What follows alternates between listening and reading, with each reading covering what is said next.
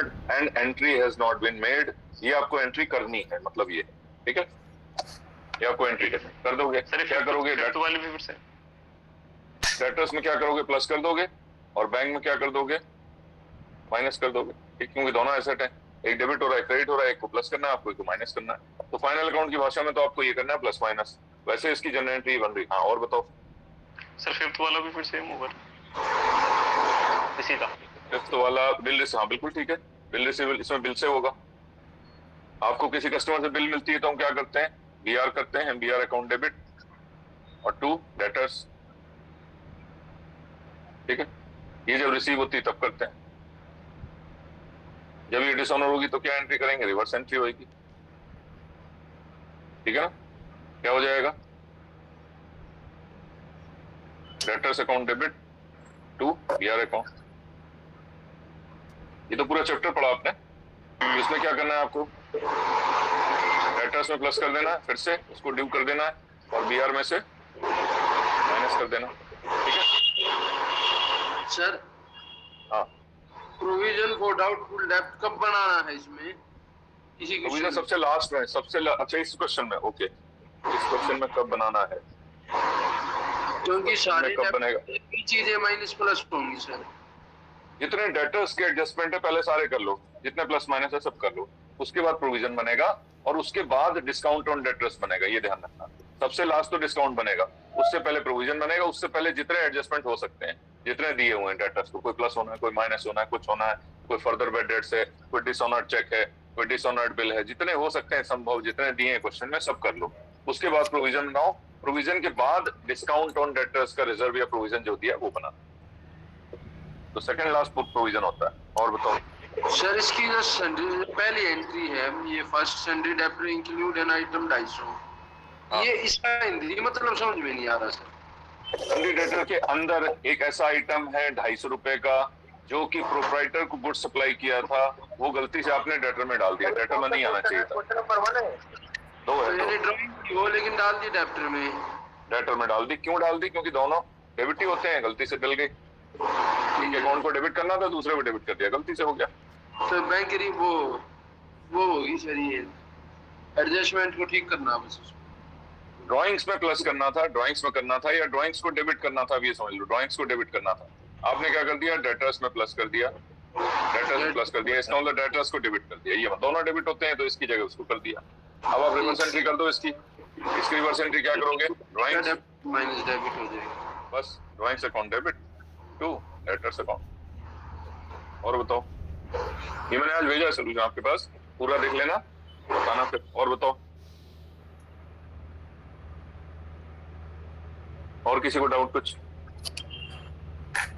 कौन सा question number कौन सा है सर, ये क्वेश्चन नंबर सेकंड जो पी पटेल का है, इसके बारे में कुछ पॉइंट चर्चा कर रहे थे, और इसका सोल्यूशन मैंने ग्रुप में भेज दिया है, ठीक है, सोल्यूशन मैंने आपको भेज दिया, वो देख लिया।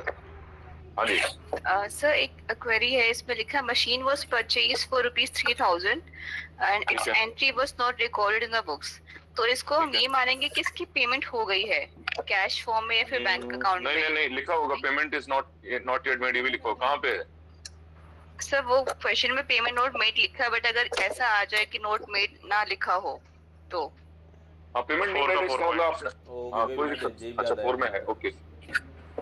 अगर पेमेंट नहीं हुई है तो कोई दिक्कत नहीं, उसका फिर उस तरह से ट्रीटमेंट है, पेमेंट हो गई है तो उसका अलग ट्रीटमेंट है। हाँ, तो जैसे ये वाला जो आप बता रहे थे, जैसे ये वाला फॉर एग्जांपल न्यू मशीन है ना, तो इसमें तो नो पेमेंट है, बट अगर ये मेंशन ना हो कि नो पेमेंट हो, नो पेमेंट मेंशन ना हो, तो उसको हम क्या ये मानेंगे कि पेमेंट हो गई है? नहीं, क्या लिखा है बताओ, एग्जैक्ट लैंग्वेज बताओ, कुछ तो लिखा हो, कुछ तो मदद देगा। हाँ सर, एक्चुअली क्वेश्चन में यही है कि नोट पेड है, बट मैं पूछना चाह रही हूँ अगर ऐसा ना हो, नोट पेड लिखा ना हो, नहीं होगा तो कैसे पता चलेगा आपको, सेकंड इफेक्ट आप कहाँ पे दोगे, ये वाली बात तो है ना? वही तो, मतलब ऐसा हो सकता है कि नोट पेड ना लिखा देखो, हो। अगर पेड है तो बैंक में से पैसा माइनस होगा, मशीन में पैसा ऐड होगा, ट्रायल बैलेंस में आ जाएगा, ठीक है ना। नहीं कैसे होगा बताओ, आप अज्यूम करो, मुझे समझाओ कैसे होगा। भी कुछ हम किया था ना हमने उसमें रेक्टिफिकेशन में कि सस्पेंस पे डाल देते हैं, तो कुछ ओमिशन की एंट्री हो तो ओमिशन ही है एक तरह से। सस्पेंस तब आएगा जब आपका सब्सिडरी बुक्स की एंट्री होती है ना, तब सस्पेंस आता है। कोई purchase day book, sales day book, इस तरह की एंट्री हो तब आता है, या कोई पोस्टिंग की गलती होती है जहां पे सिंगल अकाउंट इफेक्ट होता है, हाँ बिल्कुल सस्पेंस आ सकता है, क्यों नहीं आ सकता, फाइनल अकाउंट के टाइम पे भी कुछ पंगा हो सकता है, लेकिन जनरली सस्पेंस को हम ट्रायल बैलेंस बनाते बनाते ठीक कर लेते हैं। अगर फिर भी बहुत रेयर कभी ऐसा होता है कि ट्रायल बैलेंस टैली नहीं होगा, एग्जाम में जो आपको क्वेश्चन मिलेगा ट्रायल बैलेंस टैलीड आपको मिलेगा, ठीक है, फिर भी कोई एडजस्टमेंट ऐसी आ जाती है तब सस्पेंस का रोल होता है, तो जहां होता है वो करना पड़ेगा। लेकिन आपको यहाँ पे तो एग्जैक्ट बता रहा ना पेमेंट नहीं हुई, ये बात समझ में आ रही, पेमेंट नहीं हुई तो क्या करना है, मशीन आपने खरीदी है तो क्या एंट्री बनती है, अगर आपने उधार खरीदी तो मशीन अकाउंट डेबिट टू किसी ना किसी से खरीदी होगी, एबीसी XYZ कोई भी कंपनी से खरीदी होगी, उसको हम जो फाइनल अकाउंट में आते हैं तो उसको क्रेडिटर्स बोलते हैं, ठीक है जी। लेकिन ये क्रेडिटर्स से तो हम गुड्स खरीदते हैं, इससे मशीन कैसे खरीद लेंगे, तो इसका नाम दूसरा रख देते हैं, क्रेडिटर्स फॉर मशीनरी, बस नाम इसका चेंज कर देते हैं, बाकी और कुछ है, ये भी क्रेडिटर, जिससे भी उधार खरीदो वो क्रेडिटर है। अगर चेक ही खरीद लिया, बैंक से खरीद लिया तो मशीन टू बैंक हो जाएगा, और वो तो फिर कोई दिक्कत नहीं, पेमेंट अगर हो गई है तब तो कोई दिक्कत नहीं, फिर तो मशीन टू बैंक हो जाएगा। अगर ये लिखा है कि machine has been purchased, payment has been made but no entry has been recorded, तब हम मशीन टू बैंक करेंगे उस केस में। नो पेमेंट के केस में, हाँ नो पेमेंट के केस में ये है, और पेमेंट के केस में बैंक आ जाएगा। अगर पेमेंट हो चुकी है तो मशीन टू बैंक है, ये भी हो सकता है machine account debit to bank account, मतलब मशीन परचेज कर ली है, उसकी पेमेंट भी हो गई लेकिन एंट्री भूल गए, हो सकता है ऐसा, तो फिर ये एंट्री होगी। इसमें हमें क्या करना है, मशीन में प्लस करना है, मशीन में प्लस करना है, और बैंक में प्लस करना है, बैंक पे प्लस करना है। जनरली एंट्री आएगी नहीं, वैसे एंट्री यही वाली आती है। और बताओ जी। तो सर ये ऊपर वाली जैसे एंट्री थ्रो करेंगे हम बैलेंस शीट में, तो ये इसका वर्ड ऐसे लिखे हैं, क्रेडिटर फॉर मशीन। बिल्कुल बिल्कुल, मशीन खरीदो तो मशीनरी, फर्नीचर खरीदो फर्नीचर, ऐसे creditor for machinery, creditor for तो फर्नीचर। वो आपने बताया था कि क्रेडिटर तो अलग अलग भी होते हैं, जैसे ABC, तो वो सबके नाम एक इकट्ठे आ जाते हैं क्रेडिटर के नाम से। वो तो क्रेडिटर वो है जिनसे आप गुड्स खरीदते हो, ठीक है, ये गुड्स तो नहीं, मशीन आप बता रहे हो मशीन खरीद रहे हैं, गुड्स खरीदो तो परचेज अकाउंट आता है, ये आप गुड्स नहीं खरीद रहे हो मशीन खरीद रहे हो, तो मशीन का सप्लायर अलग होगा। जिस दुकान से हम गुड्स खरीदने जाएंगे वहां से मशीन नहीं खरीदेंगे, ठीक है ना। गुड्स हम मान लो स्टेशनरी में बिजनेस कर रहे हैं तो स्टेशनरी खरीदेंगे, हम उसको गुड्स बोलेंगे, तो उसी दुकान में मशीन तो नहीं मिलेगी 100%, तो उसका सप्लायर अलग होगा, बस ये बात है और कुछ, इसलिए अलग लिखते हैं स्टेशनरी क्रेडिटर्स फॉर मशीनरी। अगर आप सिर्फ क्रेडिटर लिख रहे हैं इसका मतलब हम गुड्स खरीद रहे हैं तो मशीन नहीं आएगा, फिर परचेज अकाउंट आएगा, परचेज अकाउंट डेबिट टू आपका जो भी क्रेडिटर्स अकाउंट, ठीक है। और बताओ। तो ये ऐसे वाली एंट्री सब पेपर के अंदर आएगी कि मशीन की हमने उधार खरीद ली, जैसे बहुत है ना क्वेश्चन, वो मैंने जो क्वेश्चन दिया उसमें, मैंने जो आपको क्वेश्चन दी उसमें है ऐसा, और एग्जाम में भी आया हुआ है। सर इसमें बैंक मशीन खरीदी, पेमेंट, बैंक प्लस बोलो बोलो, बैंक प्लस करेंगे। अगर पेमेंट हो गया तो जनरली ऐसा आएगा नहीं, एंट्री यही वाली आएगी ज्यादातर। अगर ऐसा है तो बैंक को भी तो प्लस करना पड़ेगा, सॉरी बैंक को माइनस करना पड़ेगा, बैंक को क्रेडिट हो रहा है, बैंक को माइनस करना, machine plus bank minus, bank तो क्रेडिट हो रहा है। हाँ और बताइए सर जी, ये इसी फोर्थ क्वेश्चन का सर 9 पॉइंट है, तो मैनेजर को जो कमीशन का कुछ पॉइंट, फोर्थ क्वेश्चन में पूरा करा देता हूँ, ठीक है, फोर्थ क्वेश्चन आपको करा ही देता हूँ, ये इंपॉर्टेंट क्वेश्चन है और एग्जाम में भी हो सकता है इस तरह का आ जाए। हालांकि यहाँ ट्रायल बैलेंस प्रॉपर फॉर्म में नहीं, लेकिन डेबिट क्रेडिट करके बैलेंसेस दिए हुए हैं। सबसे मुख्य बात यह है कि इसमें आपको सेल्स नहीं दे रखी, जो हिडन आइटम है इसका, जो इसका बैलेंस है वो सेल्स है। तो सेल्स में आपको यहाँ पे हिंट दे रखा है कि जो बैलेंस आइटम है दैट इज 4,11,000 वो सेल्स है, ठीक है, इसमें सेल्स नहीं दे रखी क्वेश्चन में, तो ये हिडन आइटम एक है, पहली बात तो ये। बाकी इसमें और अच्छे अच्छे एडजस्टमेंट है, ये मैं पूरा कराऊंगा। उससे पहले मैं चाह रहा हूँ और कोई छोटे मोटे एडजस्टमेंट आप है तो बता दो, ये क्वेश्चन मैं आज ही करा देता हूँ पूरा, ठीक है। सर इसमें 4,11,000 ना दे रखा हो तो कैसे निकालते सेल्स? नहीं, आपको सेल्स इसमें वो है सेल्स, अदरवाइज तो फिर सस्पेंस ही होगा, कोई छोटा मोटा आइटम होगा तो फिर सस्पेंस होगा, इतना लाखों का आइटम जो है नहीं होता, तो इसमें गलती से अगर ये सेल्स छोड़ा गया ना लिखा होता, यहाँ पे सेल्स भी ना लिखा होता, सेल्स वैसे डेबिट क्रेडिट करके निकालते जो बैलेंस बचता है। हाँ डेबिट कर, बिल्कुल जो बैलेंस निकलेगा, आप अगर इसका ट्रायल बैलेंस बनाओगे ना, ट्रायल बैलेंस बनाओगे तो आपको बैलेंस पता चलेगा, डेबिट साइड में आ रहा है या क्रेडिट साइड में, पता चल जाएगा सर ठीक है। हाँ जी एक सेकंड, जो क्वेश्चन है उसी में इंटरेस्ट ले रखा, दे रखा है इंटरेस्ट पे पैसा मैंने, ठीक है ठीक है। तो सर इसका जो इंटरेस्ट है वो भी सेटल करेंगे हम, उसको कैसे सेटल करेंगे, मतलब कौन सा आइटम था इसमें इंटरेस्ट? देखो ये 3,000 रुपए का loan at the rate 50% to, अच्छा ये वाला, ओके हाँ, लोन आपने दिया है, लोन आपने किसी को दिया है, ठीक है, 3,000 रुपए दिया है, हाँ सर, उस पे इंटरेस्ट मिलेगा, दोगे?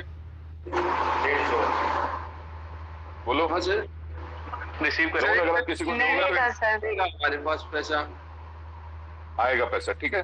तो एक तो लोन की एंट्री कहाँ चली जाएगी, बैलेंस शीट में, बैलेंस शीट में है हमारे ऐसे बिल्कुल ठीक। क्वेश्चन नंबर 2, लोन 2 क्या है, डी पठान है, डी दास है कुछ समथिंग, डी पठान। सबसे बड़ी बात यहाँ पे एडजस्टमेंट ऑटोमेटिक है, 1 दिसंबर 99, 1/12/99 दिया हुआ, ठीक है, डेट भी दे रखी है, परसेंटेज भी दे रखा 15%। तो ये अपने आप में एडजस्टमेंट ये दे रखी है, ये भी एडजस्टमेंट है, ये भी एडजस्टमेंट है, आपको नीचे कुछ नहीं दिया हुआ है। और इसका डेबिट बैलेंस है, आपका डेबिट बैलेंस है, डेबिट बैलेंस में आपको दिया 3000 रुपए, ठीक है, डेबिट बैलेंस में 3000। आप इसको कहाँ ले जाओगे, बैलेंस शीट में ले जाओगे। यही सर, ये तो 3000 रुपये ये एसेट हो गया, 15% loan to D Das, D Pathan, 3000 रुपए, ठीक है। अब ये जो हिडन आइटम है, ये क्या बता रहा है कि इसका इंटरेस्ट भी आपको निकालना है। इंटरेस्ट कितना हो जाएगा जी? 450, 225 सर, इंटू 15%, इंटू कितने महीने? 15%, हाँ, 12, 1, 2, 3 साल का 4 महीने, 225। सर लोन स्टेशन है तो फिर इधर आएगा ना लेवल के साइड में। क्या लोन अगर टोटल मतलब लोन ये हमने दिया है, इसलिए लोन दिया है, इसलिए एसेट है। अगर लोन लेंगे तो लायबिलिटी कितना आ गया जी? 150 4 महीने का। अच्छा, क्या इंटरेस्ट हमें कुछ मिला है इसमें? देखो, इंटरेस्ट की कोई एंट्री है क्या? कोई इंटरेस्ट की एंट्री सीट में है क्या? देखो, कहीं नहीं इंटरेस्ट की एंट्री। इसका मतलब हमें इंटरेस्ट एक भी पैसा मिला नहीं है, जो बनता है सारा का सारा ड्यू है। तो ये पीएनएल में दिखाएंगे आप। पीएनएल में क्या दिखाएंगे? By accrued interest. तो सर ये लोन दिया है कि ये तो कंफ्यूजिंग है सर जी। अरे लोन 2 लिखा है भाई, लोन 2 डेबिट बैलेंस, और बैलेंस देखो डेबिट है। डेबिट बैलेंस मतलब लोन दिया है हमने। अगर हम लोन लेंगे तो लिखा रहेगा लोन और परसेंटेज लिखा होगा, यहाँ क्रेडिट बैलेंस होगा जो लायबिलिटी होगी। ये तो एसेट है, आपने किसी को दिया है लोन। लोन मतलब दिया है हमने। बिल्कुल दिया, बिल्कुल बिल्कुल। By accrued interest on loan 15% loan, ठीक है। 150 रुपए ये आपका यहाँ पे आ जाएगा और बैलेंस शीट में भी आ जाएगा एक्रूड इंटरेस्ट, ठीक है।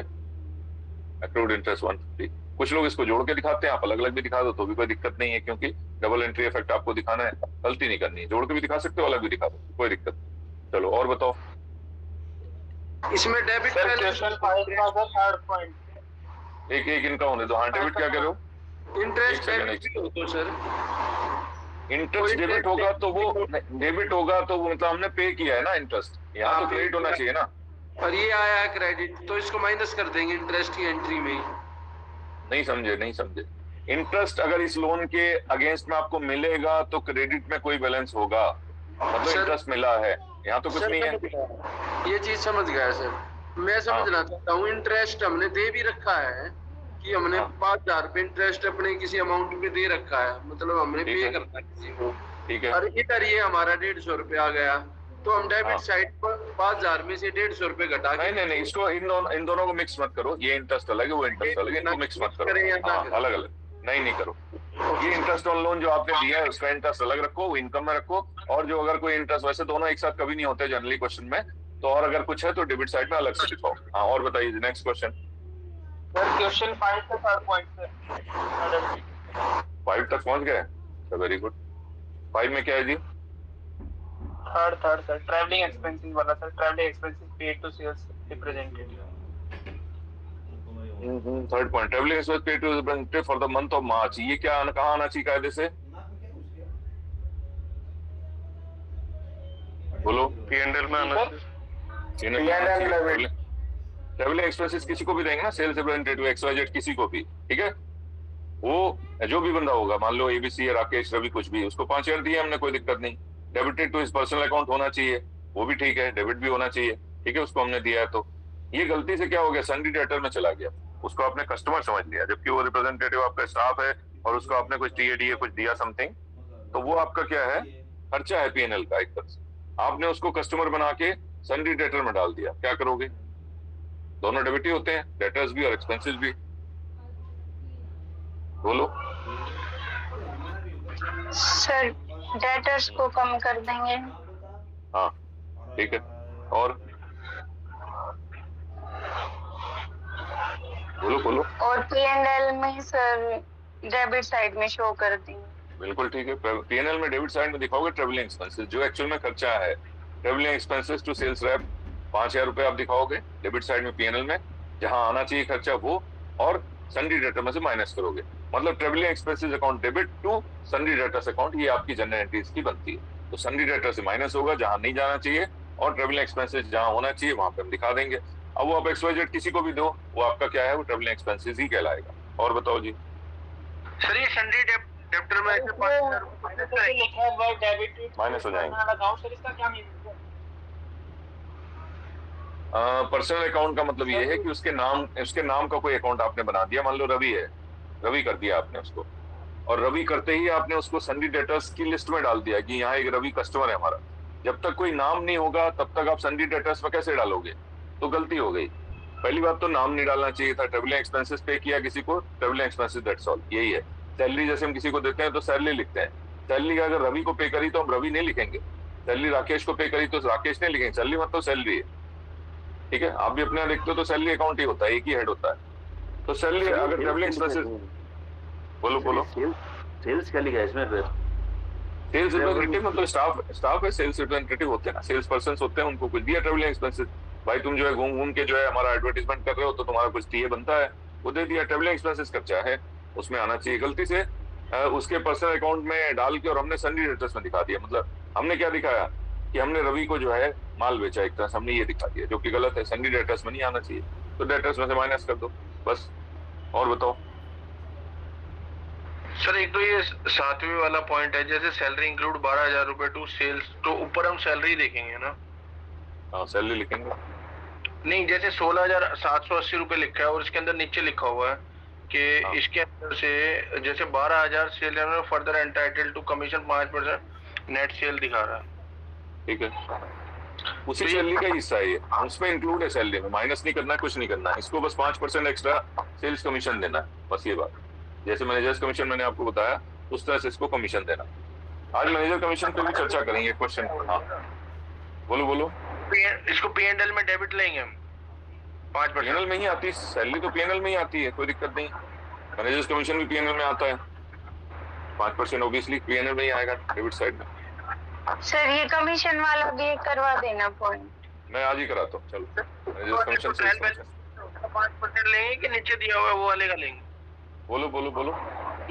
नहीं, जो जैसे 12,000 रुपए है, नीचे ऊपर ट्रायल बैलेंस में दिया हुआ है वो वाले का लेंगे कि नीचे एडजस्टमेंट में दिया है वो वाले का लेंगे? जो एडजस्टमेंट है वही लेंगे ना। यहाँ तो सिर्फ सैलरी दे रखी ना, यहाँ तो सैलरी दे रखी है सिर्फ।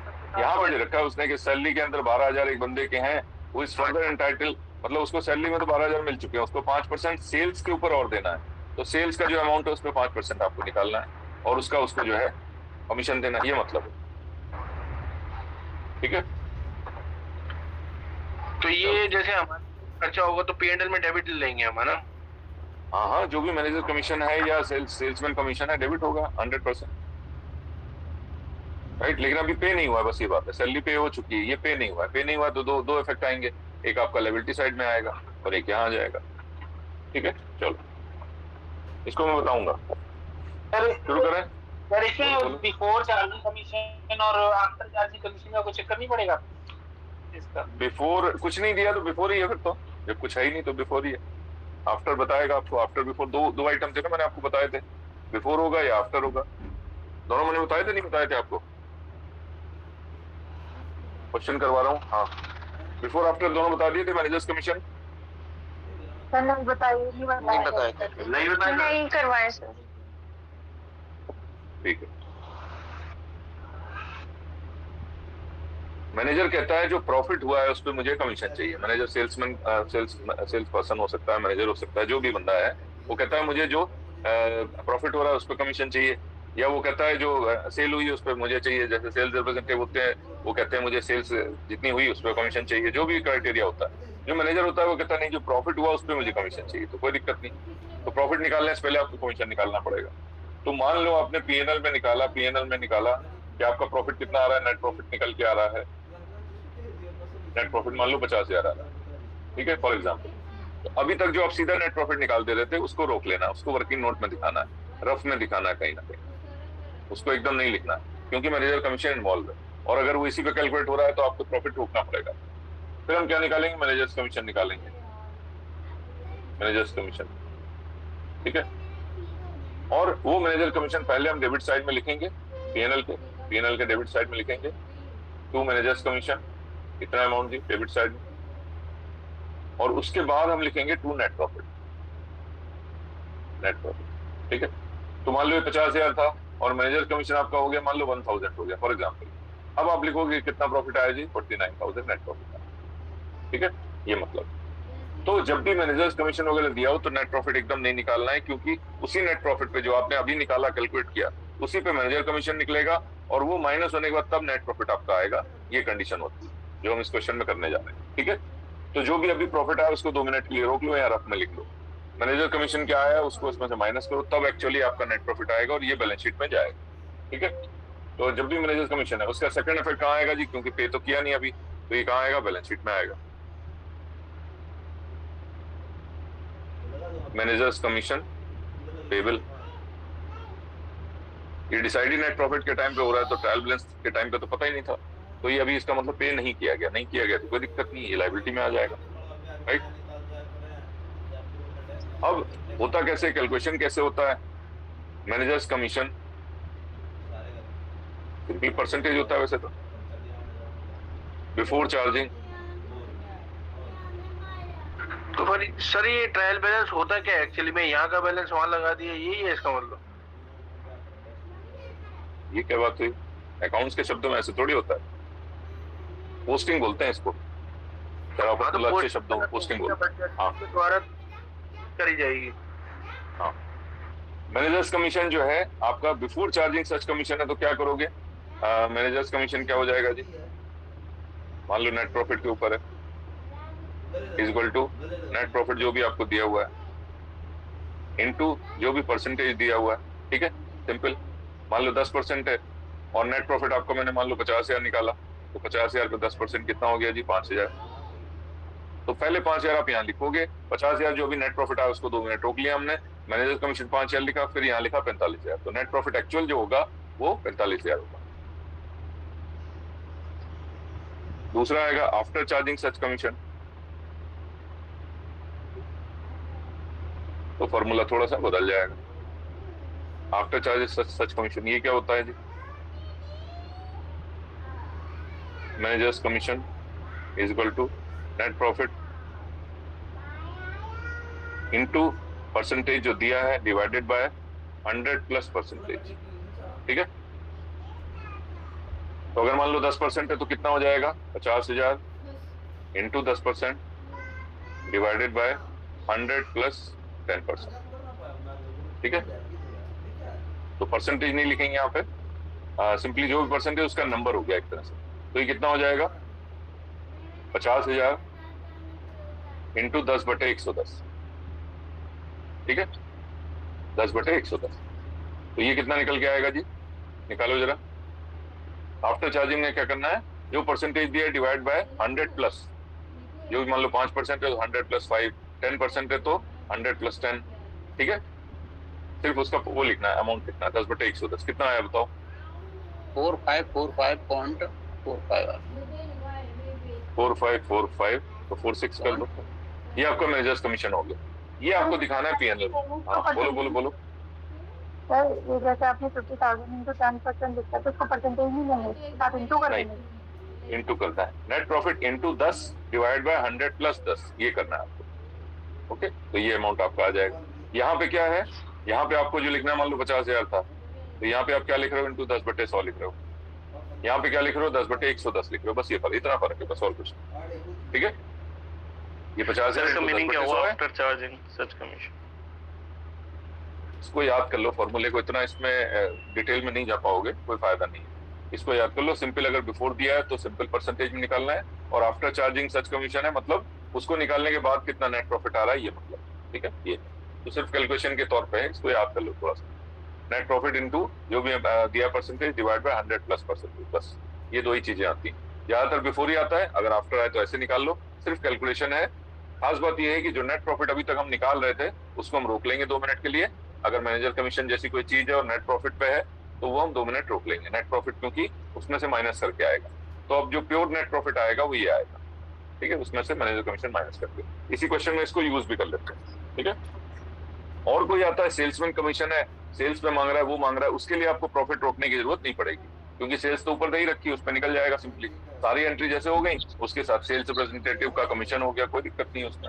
जब नेट प्रॉफिट पे कैलकुलेशन होता है तब दिक्कत होती है कि हमें नेट प्रॉफिट रोकना है। दिक्कत नहीं मतलब कि 2 मिनट आप उसको रफ में रोक लो और उसके बाद मैनेजर कमीशन माइनस करने के बाद जो आए वो आपका जो हो जाएगा वो नेट प्रॉफिट हो जाएगा। ठीक है, चलो एक क्वेश्चन मैं करा देता हूँ आपको, ये अच्छा क्वेश्चन है। 2 नंबर पॉइंट भी वाले में इसमें जैसे purchases include opening stock of 7000, तुम ट्रेडिंग अकाउंट में 7000 माइनस करके लेंगे क्या? कौन सा बताओ पॉइंट? 9 number point.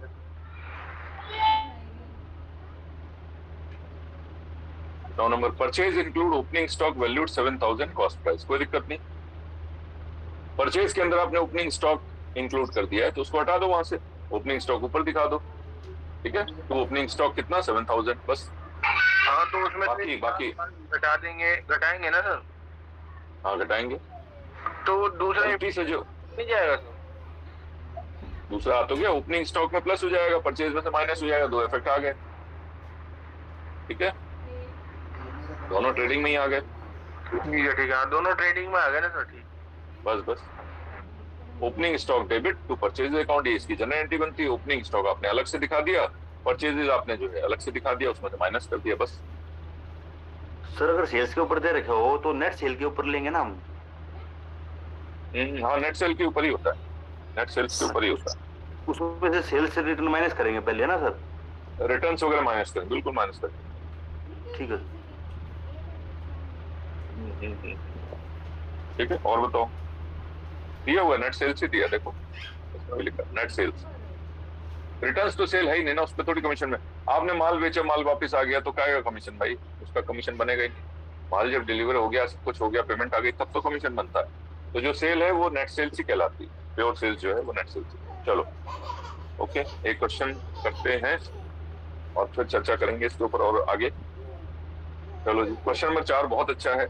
इसमें जो बैलेंस अमाउंट है, खास बात ये है, ये आपका सेल्स का अमाउंट है, बस ये ध्यान रखना। ठीक है, चलो तो इसमें सबसे पहले हम क्या करेंगे, क्वेश्चन सबके पास है।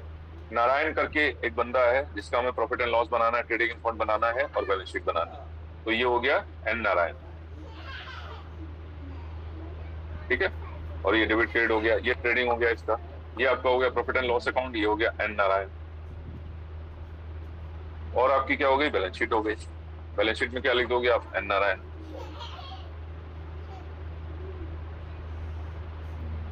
ईयर हो गया आपका, ईयर एंडेड हो गया 31 मार्च 2000, यहाँ भी 31 मार्च 2000। टाइम बच जाएगा आप लोगों का, आप भी अगर प्रिंट निकाल के रख लोगे, क्योंकि आपको ध्यान किस पे देना है, सिर्फ और सिर्फ एंट्रीज पे ही तो ध्यान देना है, बाकी तो आपका कोई दिक्कत है ही नहीं, एडजस्टमेंट पे ध्यान देना है। चलो जी, सबसे पहले क्या है, एन नारायण कैपिटल। सबसे पहले आपकी क्या है, कैपिटल। ओके, सबसे पहले आप कैपिटल लिख लो। कैपिटल कहाँ लिखोगे, यहाँ पे कैपिटल आ गया। कैपिटल हो गई आपकी 2,58,000। ओके, अब इसमें क्या है तरीका, जो मैंने आपको बताया था, एडजस्टमेंट देख लो और उसके हिसाब से पहले इस पे मार्क कर लो, उसके हिसाब से आप करोगे तो ज्यादा अच्छा रहेगा। क्लोजिंग स्टॉक तो एडजस्टमेंट है ही है, कोई दिक्कत नहीं। पहली स्टॉक में एडजस्टमेंट और क्या है, वेजेस और सैलरी। मतलब वेजेस जहाँ पे एक तो सैलरी में एडजस्टमेंट है, दूसरा वेजेस में है। वेजेस आपको देखो कहाँ दिया हुआ है, वेजेस यहाँ दिया हुआ है, तो इन दोनों में एडजस्टमेंट है। जब भी यहाँ पे आओ थोड़ा सा रुक जाना, इनर कॉलम में ले लेना। इंश्योरेंस जो है वो प्रीपेड है, इंश्योरेंस प्रीपेड है। आपका इंश्योरेंस कहाँ गया, देखो इंश्योरेंस ये है, ये प्रीपेड है, इसमें एडजस्टमेंट है। जब यहाँ पे आओ तो इनर कॉलम में लिख लेना, जल्दी हो जाएगा। मशीन में एडजस्टमेंट होता ही होता है, प्लांट एंड मशीनरी में एक नई मशीन भी है, डेप्रिसिएशन भी है, ऑब्वियस है। वेजेस में एक और एडजस्टमेंट है कि इसमें जो है आपने वेजेस जो पे किए इंस्टॉलेशन के लिए वो वेजेस अकाउंट में डाल दिए। मतलब वेजेस में आपके 2 एडजस्टमेंट है एक तरह से, एक तो वेजेस का अपना एडजस्टमेंट है कि उसमें आउटस्टैंडिंग है, एक मशीन का भी एडजस्टमेंट है। वेजेस में 2 एडजस्टमेंट है, 2 लाइन छोड़ सकते हो आप। ठीक है, चलो जी, डेप्रिसिएशन प्लांट एंड मशीन मुझे करना ही करना है। डेप्रिसिएशन एक तो प्लांट एंड मशीनरी का वैसे एडजस्टमेंट है, एक डेप्रिसिएशन और है। फर्नीचर पे भी एडजस्टमेंट है जी, फर्नीचर पे आपका जो है एडजस्टमेंट है। फर्नीचर कहाँ गया, इसमें देखो ऑफिस फर्नीचर दिया हुआ है, इस पे डेप्रिसिएशन है। और क्या है जी, तीसरा आपका फ्री होल्ड प्रॉपर्टी, उस पर भी एडजस्टमेंट है। तो फ्री होल्ड प्रॉपर्टी जहाँ दे रखी हो वहाँ पे उसका भी फ्री होल्ड प्रॉपर्टी कुछ है, उस पर भी आपको डेप्रिसिएशन लगाना है। ओके जी, और क्या है, लूज टूल्स मैंने आपको बताया था नहीं बताया था, बोलो, बता दिया था।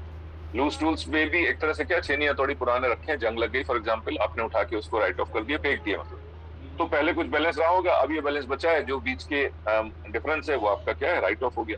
तो लूज टूल्स में भी एडजस्टमेंट है कि इसमें माइनस करके लिखना है। सन्डी डेटर्स में तो बहुत सारे एडजस्टमेंट होते ही है, सन्डी डेटर्स को तो आपको ध्यान से देखना ही है। सन्डी डेटर्स में एडजस्टमेंट है कि 600 जो है फर्दर बेड डेट्स हैं, पुराने बेड डेट भी है, नए बेड डेट भी है, प्रोविजन भी है, एक तो न्यू प्रोविजन है उसका भी है, वो भी देखना है आपको, ठीक है। क्रेडिटर्स पे भी एडजस्टमेंट है और डिस्काउंट का भी एडजस्टमेंट, इसमें एक तरह से 3 एडजस्टमेंट है। डिस्काउंट जो है क्रेडिटर्स के ऊपर है, ठीक है, क्रेडिटर्स सन्डी क्रेडिटर्स पे भी डिस्काउंट है आपका, तो यहाँ भी ले लिया हमने। और मैनेजर कमीशन तो लास्ट में आपको प्रॉफिट पे लगाना ही लगाना है, तो जब प्रॉफिट आ जाएगा तो हम लगाएंगे, उसको हम थोड़ी देर के लिए रोक लेंगे और कर देंगे जी, ठीक है, उस पर कैलकुलेशन कर देंगे, आपको वही पता चल जाएगा मैनेजर कमीशन कैसे करना है। चलो जी, एन नारायण कैपिटल ये हो गया। अच्छा और क्या था, और इसमें 1000 और कुछ तो नहीं था, ठीक है चलो। एन नारायण अब क्या करेंगे, लेस क्या करेंगे आप, कैपिटल लेस करेंगे। सर ट्रायल बैलेंस के लिए भी बोल रही है बनाने के लिए, बैलेंस बनाने के लिए। हाँ सर। ट्रायल बैलेंस बनाओगे तो बहुत टाइम लगेगा, मैंने वैसे ही लिख दिया आपको, prepare trial balance first to get balance. ये मैंने जानबूझ के लिखा, समझने के लिए कि आया कहाँ से, ठीक है, समझने के लिए कि आया कहाँ से, इसलिए मैंने लिखा, और कोई बात नहीं, ठीक है बोलो। हाँ, ट्रायल बैलेंस मैंने आपको समझने के लिए कि अगर कोई क्वेश्चन हो उसमें ना दिया हो, क्या ना दिया हो, पहली बात तो टैली करके देखना। हाँ, पहली बात तो आपको क्या करना है, टैली करके देखना है कि आपका जो है मिल रहा है कि नहीं मिल रहा है ट्रायल बैलेंस। कई बार क्वेश्चन में कभी कभी ऐसा होता है, कभी कभी ऐसा होता है कि ट्रायल बैलेंस आपका टैली नहीं होता है, उसमें दिक्कत है, राइट। तो आपको क्या करना चाहिए, टोटल दोनों टैली कर लेने चाहिए। कभी कभी आपको दे भी देगा और टैली भी नहीं होगा, तो आपको क्या करना चाहिए, आपको टैली कर लेना चाहिए, उससे अब आगे बढ़ना चाहिए। तो इसमें मैंने टैली किया तो पता चला इसमें डिफरेंस जो है, सेल्स नहीं दे रखा है बाई चांस, ओमिटेड सेल। चलो जी, कहाँ थे हम लोग, कैपिटल। चलो जी, जैसे सर ये छठा वाला पॉइंट है, लूज टूल्स वर वैल्यूड 5600 रुपए, और ट्रायल बैलेंस के अंदर 7000 है, मतलब 1400 का जो डिफरेंस है, इसका मतलब जो ट्रायल बैलेंस में जो दे रखा है वो हमें प्रीपेड है। नहीं, लूज टूल्स आपके एसेट होते हैं, एसेट है, लूज टूल्स एसेट है, उसमें से वो कह रहा है कि 7000 के थे, अब 5600 बचे हैं क्लोजिंग बैलेंस, मतलब बीच के जो है वो राइट ऑफ हो गए एक तरह से। अगर फिक्स एसेट होता है एक तरह से 1400 रुपए राइट ऑफ हो गए, पीएनएल में दिखाने आपको, बस ये मतलब। और क्लोजिंग स्टॉक आपको बता दिया, हाँ बस ये। जैसे डिप्रिसिएशन होता है मशीनरी में, तो मशीन में डिप्रिसिएशन लगा के बची हुई वैल्यू निकलती है, इसने बची हुई वैल्यू भी आपको बता दी। तो जो डिफरेंस है वो एक तरह का सॉर्ट ऑफ डिप्रिसिएशन है, डिप्रिसिएशन नाम नहीं देते उसको, बस ये लूज टूल्स रिटर्न ऑफ दिखा देंगे, है वही चीज एक तरह से, लेकिन वो डिप्रिसिएशन नहीं होता, वो हम कहेंगे कि भाई लूज टूल्स रिटर्न ऑफ करके दिखा देते हैं। हाँ चलो जी, ड्राइंग्स हो गई आपकी, ठीक है सर। ड्राइंग्स हो गई आपकी 42,000। उसके बाद है प्लांट एंड मशीनरी, मैं शॉर्ट में लिख रहा हूँ, आप पूरा लिख लेना जब भी लिखो। प्लांट एंड मशीनरी 1 लाख रुपए की आपके पास, राइट। प्लांट एंड मशीनरी, इसमें एडजस्टमेंट है, इसके लिए जगह छोड़ देंगे। फ्री होल्ड प्रॉपर्टी 2-3 एडजस्टमेंट इसमें हो सकती हैं, ठीक है। फ्री होल्ड प्रॉपर्टी में क्या है जी, इसमें भी एडजस्टमेंट है। फ्री होल्ड प्रॉपर्टी में 60,000 की है, इसमें एडजस्टमेंट है, इसमें भी डेप्रिसिएशन लगाया है। उसके बाद परचेजेज आपके कहाँ जाएंगे, ट्रेडिंग में, ठीक है, परचेजेज आपके ट्रेडिंग में जाएंगे। उससे पहले क्या होगा, ओपनिंग स्टॉक भी हो सकता है, तो ओपनिंग स्टॉक के लिए जगह छोड़ देते हैं। ओपनिंग स्टॉक दिया है इसमें, नहीं दिया देख लो, दिया है सर, दिया हुआ है। तो थोड़ा सा फॉर्मेट हल्का सा ध्यान रखो, ज्यादा बहुत फॉर्मेलिटी नहीं जरूरत है। टू परचेजेस, कुछ रिटर्न्स हो सकते हैं, ठीक है, कुछ रिटर्न्स हैं इसमें दिए हुए, नहीं दिए हैं, हाँ सर। रिटर्न आउटवर्ड होते हैं ज्यादातर। अगर नहीं भी है तो कोई दिक्कत नहीं है, हम आउटर कॉलम में भी सेम वैल्यू लिखते हैं। अगर नहीं भी, मान लो कोई एडजस्टमेंट नहीं, तो ये वैल्यू यहाँ लिख देंगे, कोई दिक्कत नहीं। लेकिन यहाँ लिखने के बाद फिर अंदर एडजस्टमेंट करोगे तो इसको काटना पड़ेगा। ये कॉलम जो है ये साफ सुथरा होना चाहिए, ऐसा करते हैं। चले आगे, चलो जी, परचेज हो गया आपका। उसके बाद क्या है, रिटर्न आउटवर्ड। रिटर्न आउटवर्ड क्या होता है, परचेज रिटर्न, जो हम खरीद के लाए उसको वापस बाहर भेज रहे हैं, तो परचेज करके लाए तो लेस रिटर्न्स आउटवर्ड। ये हो गया आपका 7,000 का, ठीक है जी। अच्छा और क्या है, उसके बाद आपका आ गया सैलरीज। सैलरी में एडजस्टमेंट है, ध्यान रखना। तो सैलरी कहाँ आएगी, पीएनएल में। एक ग्रॉस लॉस के लिए एक लाइन छोड़ देंगे, ग्रॉस प्रॉफिट के लिए। उसके बाद क्या, टू सैलरीज। सैलरीज में एडजस्टमेंट है 42,000 का, तो इनर कॉलम में ले लेंगे। ऑफिस एक्सपेंसेस 12,500, इसमें एडजस्टमेंट नहीं है तो हम अलग से दिखा देंगे टू ऑफिस एक्सपेंसेस, ठीक है 12,500। अच्छा, ऑफिस फर्नीचर में एडजस्टमेंट 100% है, इसमें डिप्रिसिएशन है ही है आपका, तो यहाँ एक डिप्रिसिएशन छोड़ने के बाद ऑफिस फर्नीचर सर इतनी ऑफिस जगह फर्नीचर तो ये तीनों अकाउंट सर अलग अलग पेज में बनाने पड़ेंगे वहाँ। अलग पेज में ही बनाने, ध्यान रखना एग्जाम में बिल्कुल अलग पेज पे ही बनाना। एक में तो दो में तो अभी प्रैक्टिस कर रहे हो, बात अलग है। एग्जाम बिल्कुल एग्जाम में आपको ऐसे ही बनाना। ऑफिस फर्नीचर 25,000, ठीक है जी। उसके बाद डिस्काउंट आ जाएगा पीएनएल में। डिस्काउंट ये क्या है, डेबिट बैलेंस है, कहाँ लिखूं इसको? पीएनएल के डेबिट।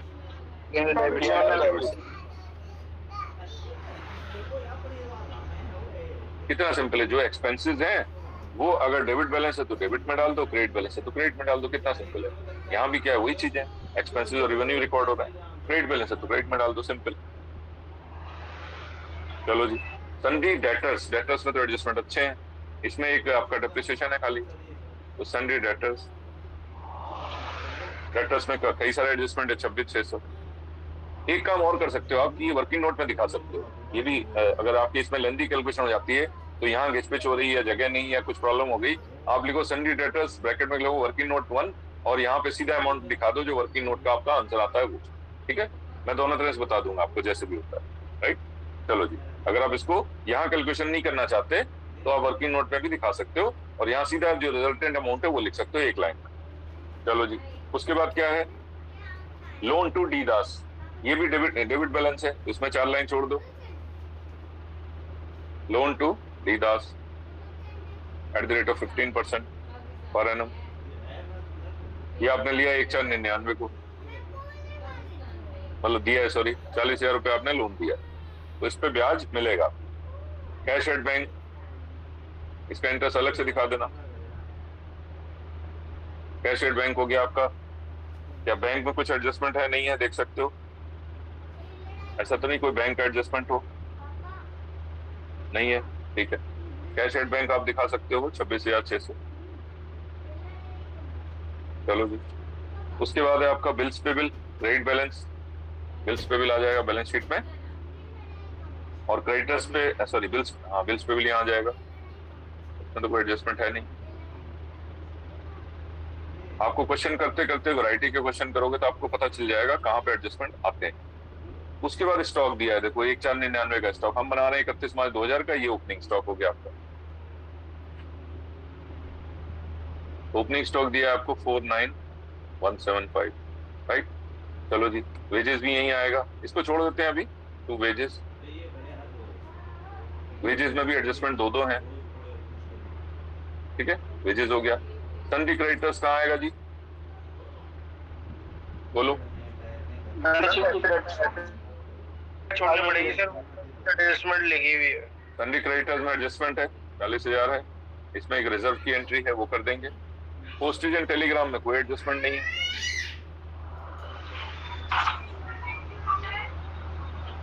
पोस्टेज एंड टेलीग्राम, ठीक है 1,400 रुपए।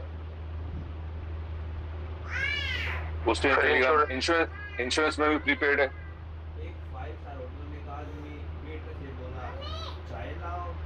इंश्योरेंस है आपका 3200, इसमें कुछ प्रीपेड है। चलो जी, एक लाइन छोड़ देंगे। गैस एंड फ्यूल कहाँ आएगा,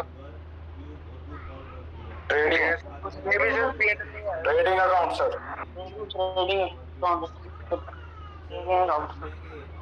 debit side. Gas and fuel की जरूरत कहाँ पड़ेगी, प्रोडक्ट बनाने में पड़ेगी तो ट्रेडिंग में आएगा। दोबारा समझ लो, रॉ मटेरियल खरीदने का खर्चा, रॉ मटेरियल फैक्ट्री तक लाने का खर्चा, उसके बाद आपका अगर कुछ आप प्रोडक्ट बनाना चाहते हो तो बनाने का खर्चा, मतलब wages, gas and fuel, heating, lighting, ठीक है, मोटिव पावर, ये सब चीजें ट्रेडिंग में आएंगी, ठीक है। एक बार प्रोडक्ट बन के तैयार हो गया, उसके बाद सेल्स के खर्चे, ऑफिस एडमिनिस्ट्रेशन खर्चे सब पीएनएल में आते हैं, ठीक है। तो हिंदी में एक लाइन, रॉ मटेरियल खरीदने का खर्चा, उसको फैक्ट्री तक लाने का, लोडिंग अनलोडिंग, कैरेज, लाना फलाना सारी चीजें, उसके बाद उसको बनाने का खर्चा कि फिनिश गुड्स आपका तैयार हो जाए, बस। एक बार फिनिश गुड्स तैयार, बाकी जितने खर्चे हैं सब पीएनएल। ये मोटा मोटा फंडा यहाँ का है। चलो जी, इंश्योरेंस, गैस एंड फ्यूल हो गया आपका 2700, अगर सर जी खाली कैरेज लिखा हो तो सर वो इसमें तो भी ट्रेडिंग में आएगा। फ्रेट लिखा है, सिर्फ फ्रेट लिखा है, कैरेज लिखा है तो भी ट्रेडिंग में, कैरेज इनवर्ड लिखा है, फ्रेट इनवर्ड, तब तो ट्रेडिंग में है ही है। आप जब तक आउटवर्ड ना लिखे तब तक उधर नहीं ले जाना। कैरेज आउटवर्ड या फ्रेट आउटवर्ड लिखा हो तब तक आपको पीएनएल में उस समय पोस्टिंग करनी है, तब तक यही करना है। सिर्फ कैरेज ट्रेडिंग, सिर्फ फ्रेट ट्रेडिंग। चलो जी, बैड डेट्स के भी एडजस्टमेंट है। बैड डेट्स कहाँ दिखाएंगे? इंश्योरेंस में एडजस्टमेंट है, उसके बाद बैड डेट्स। बैड डेट्स आपको पता है बड़े सारे होते हैं। इसमें आपको अमाउंट का ध्यान रखना पड़ेगा, प्रोविजन का ज्यादा है कम है क्या है वो देखना पड़ेगा। 600 रुपये आपका बैड डेट्स है। अगर प्रोविजन ज्यादा आ रहा है तो हम उस साइड देंगे। ऑफिस रेंट में कुछ नहीं होता, इसमें 3-4 लाइन छोड़ दो। ऑफिस रेंट हो गया आपका 12,600, ठीक है। उसके बाद फ्रेट एंड ड्यूटी, ये भी यहीं आएगा। ट्रेडिंग, कुछ आपने कस्टम ड्यूटी पे करी तो वो ड्यूटी हो गई आपकी। फ्रेट जो है किराया बढ़ा हो गया। लूज टूल्स डेबिट बैलेंस दिया है, इसका मतलब क्या है वो मैंने बताया आपको, एसेट है। और इसमें से डिफरेंस निकाल के क्लोजिंग बैलेंस निकल आएगा। जो डिफरेंस है वो पीनल में आ जाएगा। चलो जी, और क्या? फैक्ट्री लाइटिंग तो साफ साफ दिया हुआ है, फैक्ट्री लाइटिंग साफ साफ दिया हुआ है, कोई दिक्कत नहीं।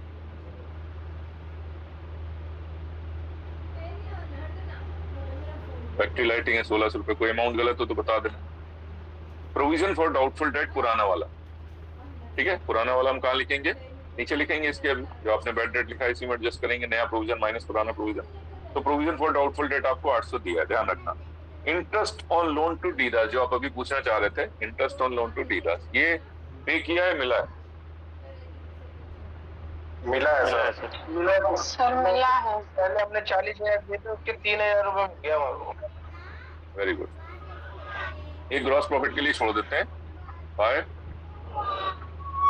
Interest on loan to dealers.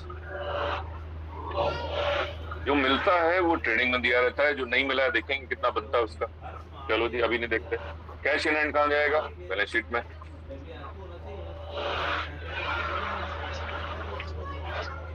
Cash in hand आ गया आपका 3625। ये आप प्रैक्टिस से कर लोगे, कोई मुझे समस्या लगती नहीं है, और आप अच्छे से कर भी रहो। जो क्वेरीज मेरे पास या फोन मेरे पास, दिन भर मेरा फोन बजता है, मुझे कोई प्रॉब्लम नहीं है, वो पूछा करो।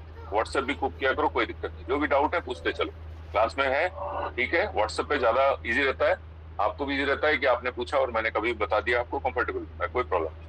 वो पूछो, कंसेप्ट अपने क्लियर करो। फाइनल काउंट आपको अच्छे से करना ही करना है, उसमें आपको कोई बचाने का कोई नहीं। 45 नंबर आपको यही दे जाएगा। चलो जी, सारी एंट्रीज मैंने कर दी है। एक प्रोविजन छोड़ दिया, अभी पुराना प्रोविजन अभी ले लूंगा मैं, ठीक है। इसको याद रखना।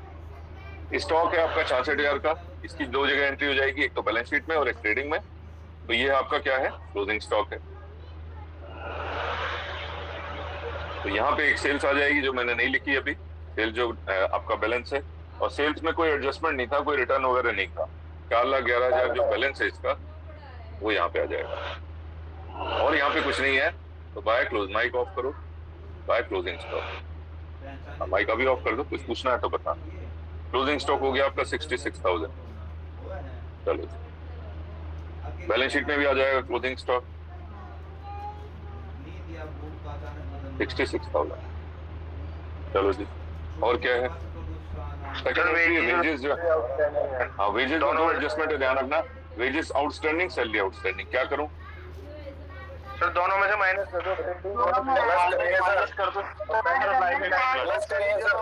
ऐड करेंगे ये भी सर ऐड करेंगे, ये भी डाउट है, प्लस करेंगे माइनस करें? प्लस करेंगे सर। ऐड करेंगे। बोलो सर ऐड होगा। माइनस किसने बता दिया? आउटस्टैंडिंग है मतलब इस साल का खर्चा है तो जोड़ के दिखाएंगे ना, माइनस क्यों करोगे? कंसेप्ट समझो, पूरे साल का खर्चा, पूरे साल की इनकम दिखानी है। हाँ याद रखो, प्रीपेड नहीं है, आउटस्टैंडिंग है। वेजेस आउटस्टैंडिंग मैं ऐसे लिख देता हूँ, ठीक है। आप पूरा लिख लेना। वेजेस आउटस्टैंडिंग कितना हो गया जी? 4600 रुपए। इसमें और एडजस्टमेंट है इसलिए आउटर कॉलम में मत लिखना। और सैलरी में भी है 3600। सैलरी कहाँ लिखी थी? हमने लिखी थी P&L में सर, डेबिट से सैलरी आउटस्टैंडिंग ठीक है, मैं ऐसे लिख रहा हूँ, आप पूरा आउटस्टैंडिंग लिखना 3600। सेकंड इफेक्ट कहाँ जाएगा? Balance sheet, liability side, liability side, balance.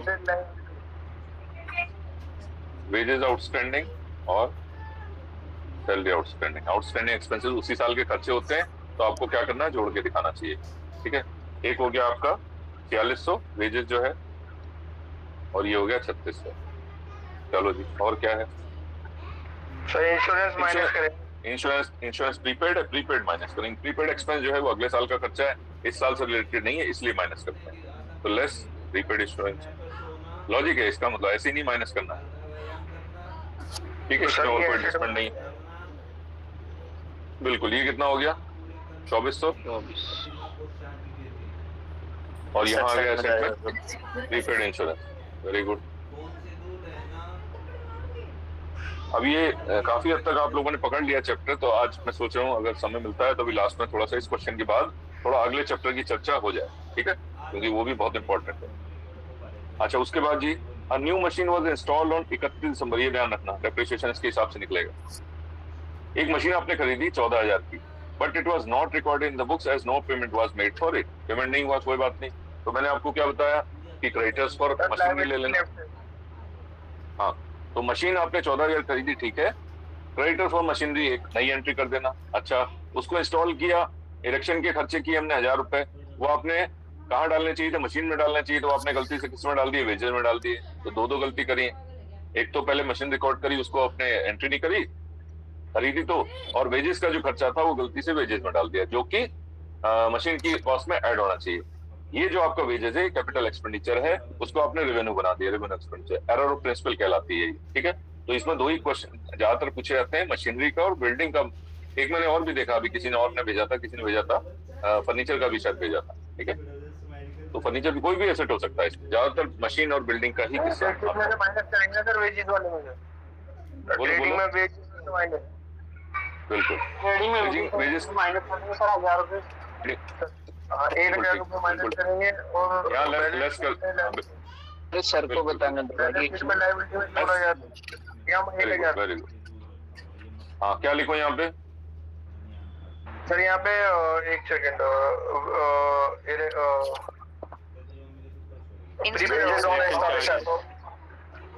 Erection charges. ठीक है, इरेक्शन चार्ज 1000 रुपए जो आपने मशीन के लिए दी। ठीक है, चलो बैलेंस शीट में आ जाओ। बैलेंस शीट में आपने एक नई मशीन खरीदी, ये तो पुरानी थी, एक नई मशीन और खरीदी, न्यू मशीन। ठीक है, एक न्यू मशीन और खरीदी। कितने खरीदी जी? 14,000 की। 15 और प्लस इसमें इरेक्शन चार्जेस है, इरेक्शन चार्जेस है 1000 रुपए के। ओके, मशीन की कॉस्ट कितनी हो गई? 1 लाख ये थी, 15,000 हो गई, 1,15,000 हो गई। राइट, चलो अब कौन बताएगा? आपको बताया था कि एक बार कि अभी ये रिकॉर्ड नहीं हुई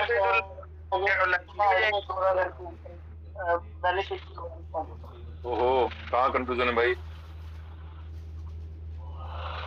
रिकॉर्ड नहीं हो तो रिकॉर्ड कर देंगे ना आप।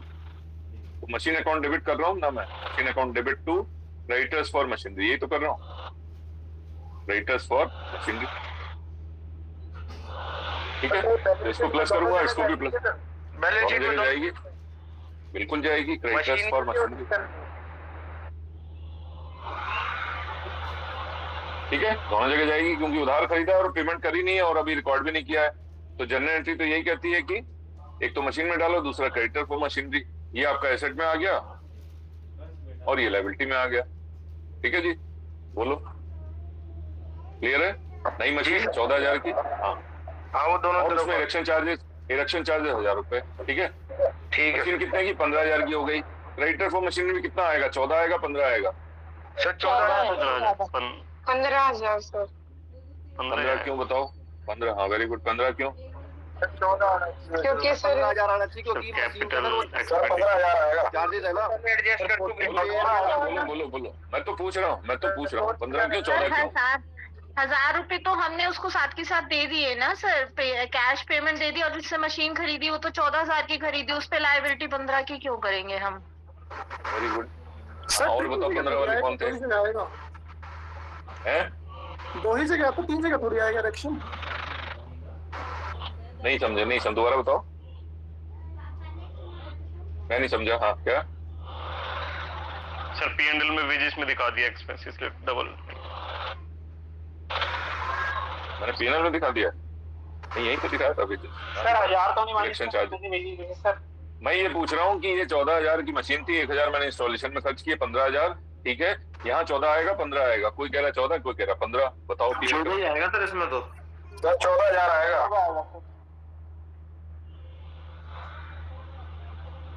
15 क्यों नहीं आएगा ये भी बता दो। 1,000 रुपए वेजेस के जो कैश में पेमेंट करी है। सर उसका ट्रेडिंग में भी इफेक्ट दिखा दिया, ट्रेडिंग अकाउंट में भी इरेक्शन चार्जेस का। वो तो दिखा दिया हमने, वो तो वेजेस था, दिखा दिया, वो तो वो अलग चीज थी। हम जो मशीन लाए वो तो कितने की है, वो क्रेडिटर को कितना देना, ये मुद्दा था। सर 1000 तो पे कर 14,000 देना सर। आउटस्टैंडिंग रह गए ना सर, तो मशीन का 14,000 लिखेंगे। 14 लिख दूं? 14 लिखो सर। चलो मैं समझा देता हूँ। मशीन गए हम दुकान पे खरीदने और उसने बिल बनाया 14,000 का। हम मशीन लेके आ गए, ठीक है, पैसे देके नहीं आए, तो उधार कितने का हुआ? 14,000 का, ठीक है।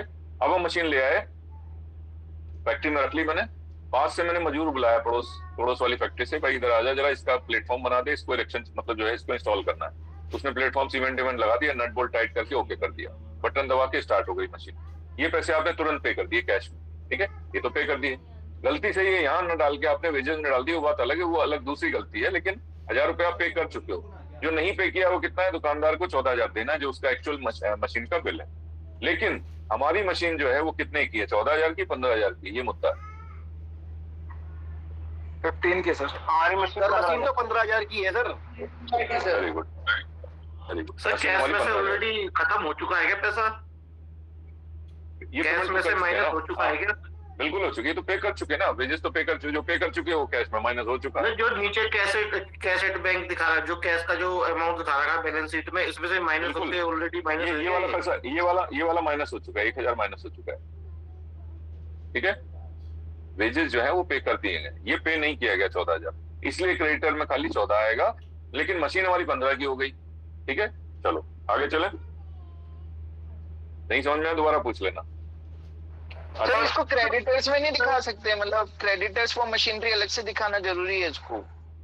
क्रेडिटर्स दुकान अलग होती है दोनों। आप भी ये सोचो कि आप अगर स्टेशनरी का बिजनेस करते हो तो स्टेशनरी की दुकान स्टेशनरी से लेने जाओगे ना, वो आपका सप्लायर है स्टेशनरी वाला, उसके आप कहोगे नहीं मुझे मशीन दे दो कोई, या मुझे कोई कंप्यूटर दे दो, कहाँ से देगा? वो अलग ही बंदा होगा ना, दूसरी दुकान होगी।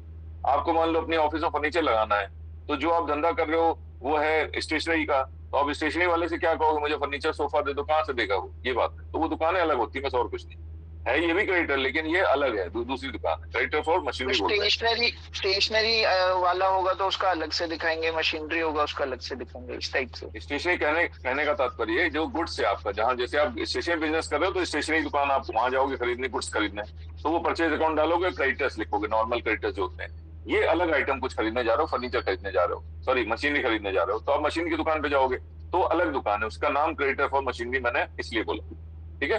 Other than general business, very good. हाँ स्पेशल आइटम। मान लो आपको लैपटॉप चाहिए अपनी दुकान के लिए, लैपटॉप में आप बिजनेस नहीं करते, डील नहीं करते, आप स्टेशनरी शॉप खोल रखी है या जनरल स्टोर खोल रखा है फॉर एग्जांपल, तो जिस सप्लायर के पास आप स्टेशनरी या जनरल स्टोर का सामान खरीदने जाते हो दुकान चलाने के लिए, दुकान में माल लाने के लिए, वो लैपटॉप नहीं रखता, उसके लिए क्रेडिटर्स फॉर लैपटॉप या कंप्यूटर अलग दुकान होगी जहाँ से आप लेके आओगे, बस ये बात, और कुछ नहीं। चलो जी सर इसको हम फिर इनर कॉलम में क्रेडिटर्स लिख के, जैसे सन्ड्री क्रेडिटर्स है उसी के नीचे हम ऐड ऑन नहीं कर सकते क्रेडिटर फॉर मशीनरी? ये नहीं, अलग है, ये जोड़ो मत दोनों को, दोनों बिल्कुल अलग बनते हैं, ठीक है। इनको अलग रखो, इन पे अभी डिस्काउंट देना वो देना, ये आपके रेगुलर गुड्स वाले सप्लायर हैं, इसलिए इनका हिसाब भी अलग रखो। क्रेडिटर फॉर मशीनरी बिल्कुल अलग रखो, ठीक है। वो वन टाइम है, उसका हिसाब है, उसको दे देंगे, उसका कोई फिर लेना देना नहीं रहेगा, दोनों में कंफ्यूज मत हो। सर चलो जी हाँ सर, अगर ये उधार ना ली होती तो इसका कहाँ का इफेक्ट दिखाते मशीन का?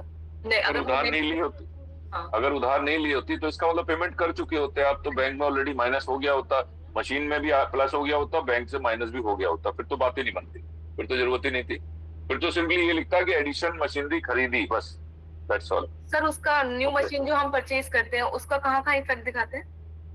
न्यू मशीन खरीदोगे आप, अगर मान लो आपने चेक से पेमेंट किया है तो बैंक से पैसा माइनस करेंगे, मशीन में प्लस करेंगे न्यू मशीन का, ठीक है। अगर न्यू मशीन आपने ट्रायल बैलेंस में ले रखी है तब तो और अच्छा है, फिर तो पेमेंट भी नहीं करनी है आपको। ठीक है, अगर कोई नई मशीन आपने खरीदी और उसका पेमेंट आप कर चुके हो तो वो कहाँ दिखेगी आपको? वो तो आपको ट्रायल बैलेंस में दिखेगी। फिर बोलो दिखेगी कि नहीं?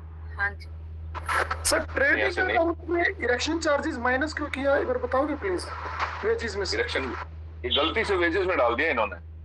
वेजेस 1000 रुपए पेड फॉर इरेक्शन चार्जेस, जो मशीन की कॉस्ट में ऐड होना चाहिए था, that has been debited to wages account, जो आपका रेवेन्यू अकाउंट है, जो आप लेबर को पैसा देते हो कि भाई ये माल बना दे, उसके लिए पैसा, मजूरी जो देते हो वो ट्रेडिंग में आती है, प्रोडक्ट बनाने वाली मजूरी।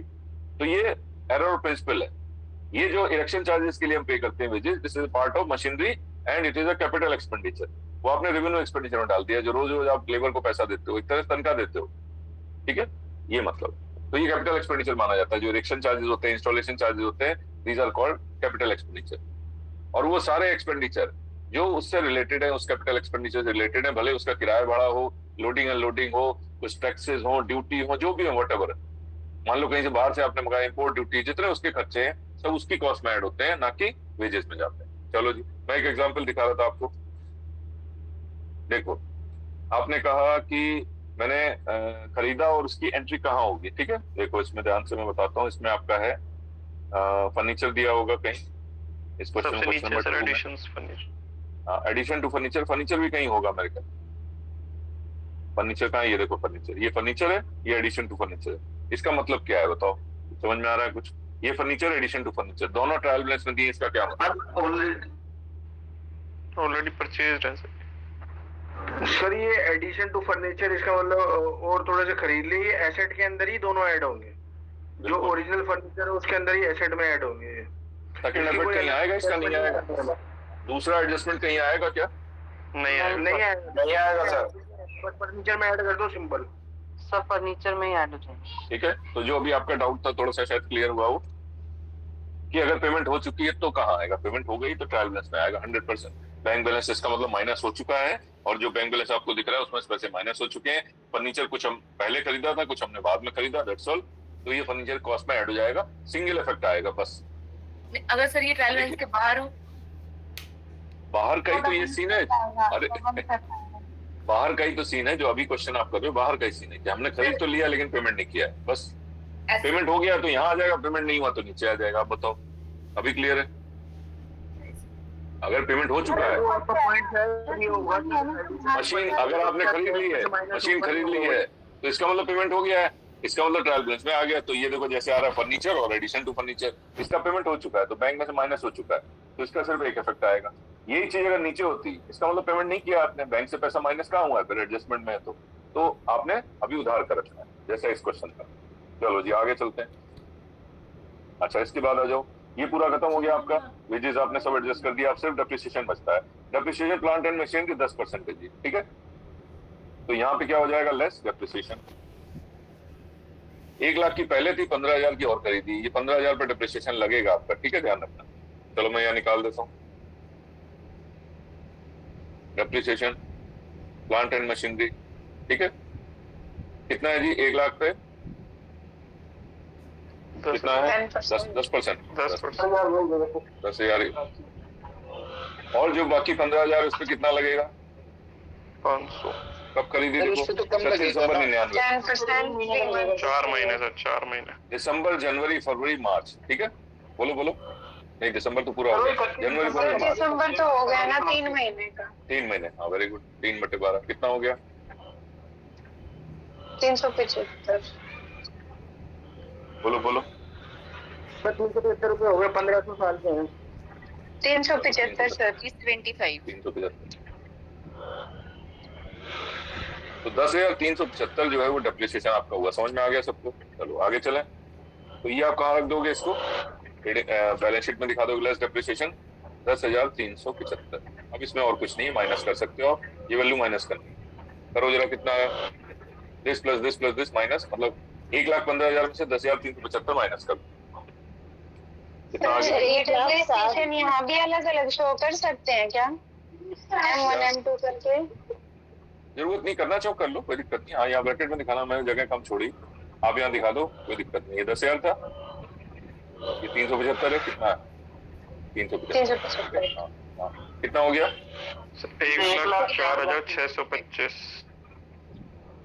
चलो ठीक है, मैंने जगह खुद ही कम छोड़ी थी। इसके बाद आ जाओ जी, क्या था, मशीनरी खत्म हो गया। इसका सेकंड इफेक्ट कहाँ दिखाऊं? P&L में डेबिट साइड। ऑफिस रेंट हो गया टू डेप्रिसिएशन, ठीक है।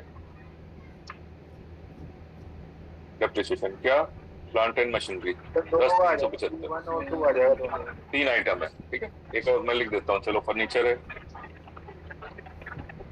और फ्री होल्ड प्रॉपर्टी है। क्या था? फ्री होल्ड प्रॉपर्टी, ठीक है। 3 आइटम है, चलो जी। दूसरा क्या बोला उसने, मशीन फर्नीचर को कर दो 7.5%, ठीक है। फर्नीचर मेरे पास कितना है?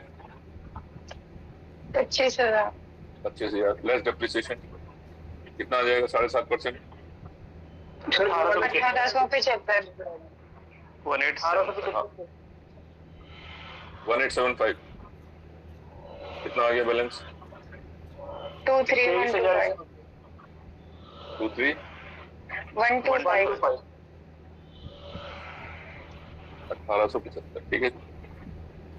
चलो बहुत बढ़िया क्वेश्चन है, इसमें एडजस्टमेंट बहुत अच्छे हैं। तो इस तरह के मास्टर क्वेश्चन जब आप कर लेते हो तो छोटे मोटे बुक के, तो किसी भी क्वेश्चन में मेरी समझ से कोई समस्या आपको नहीं आएगी।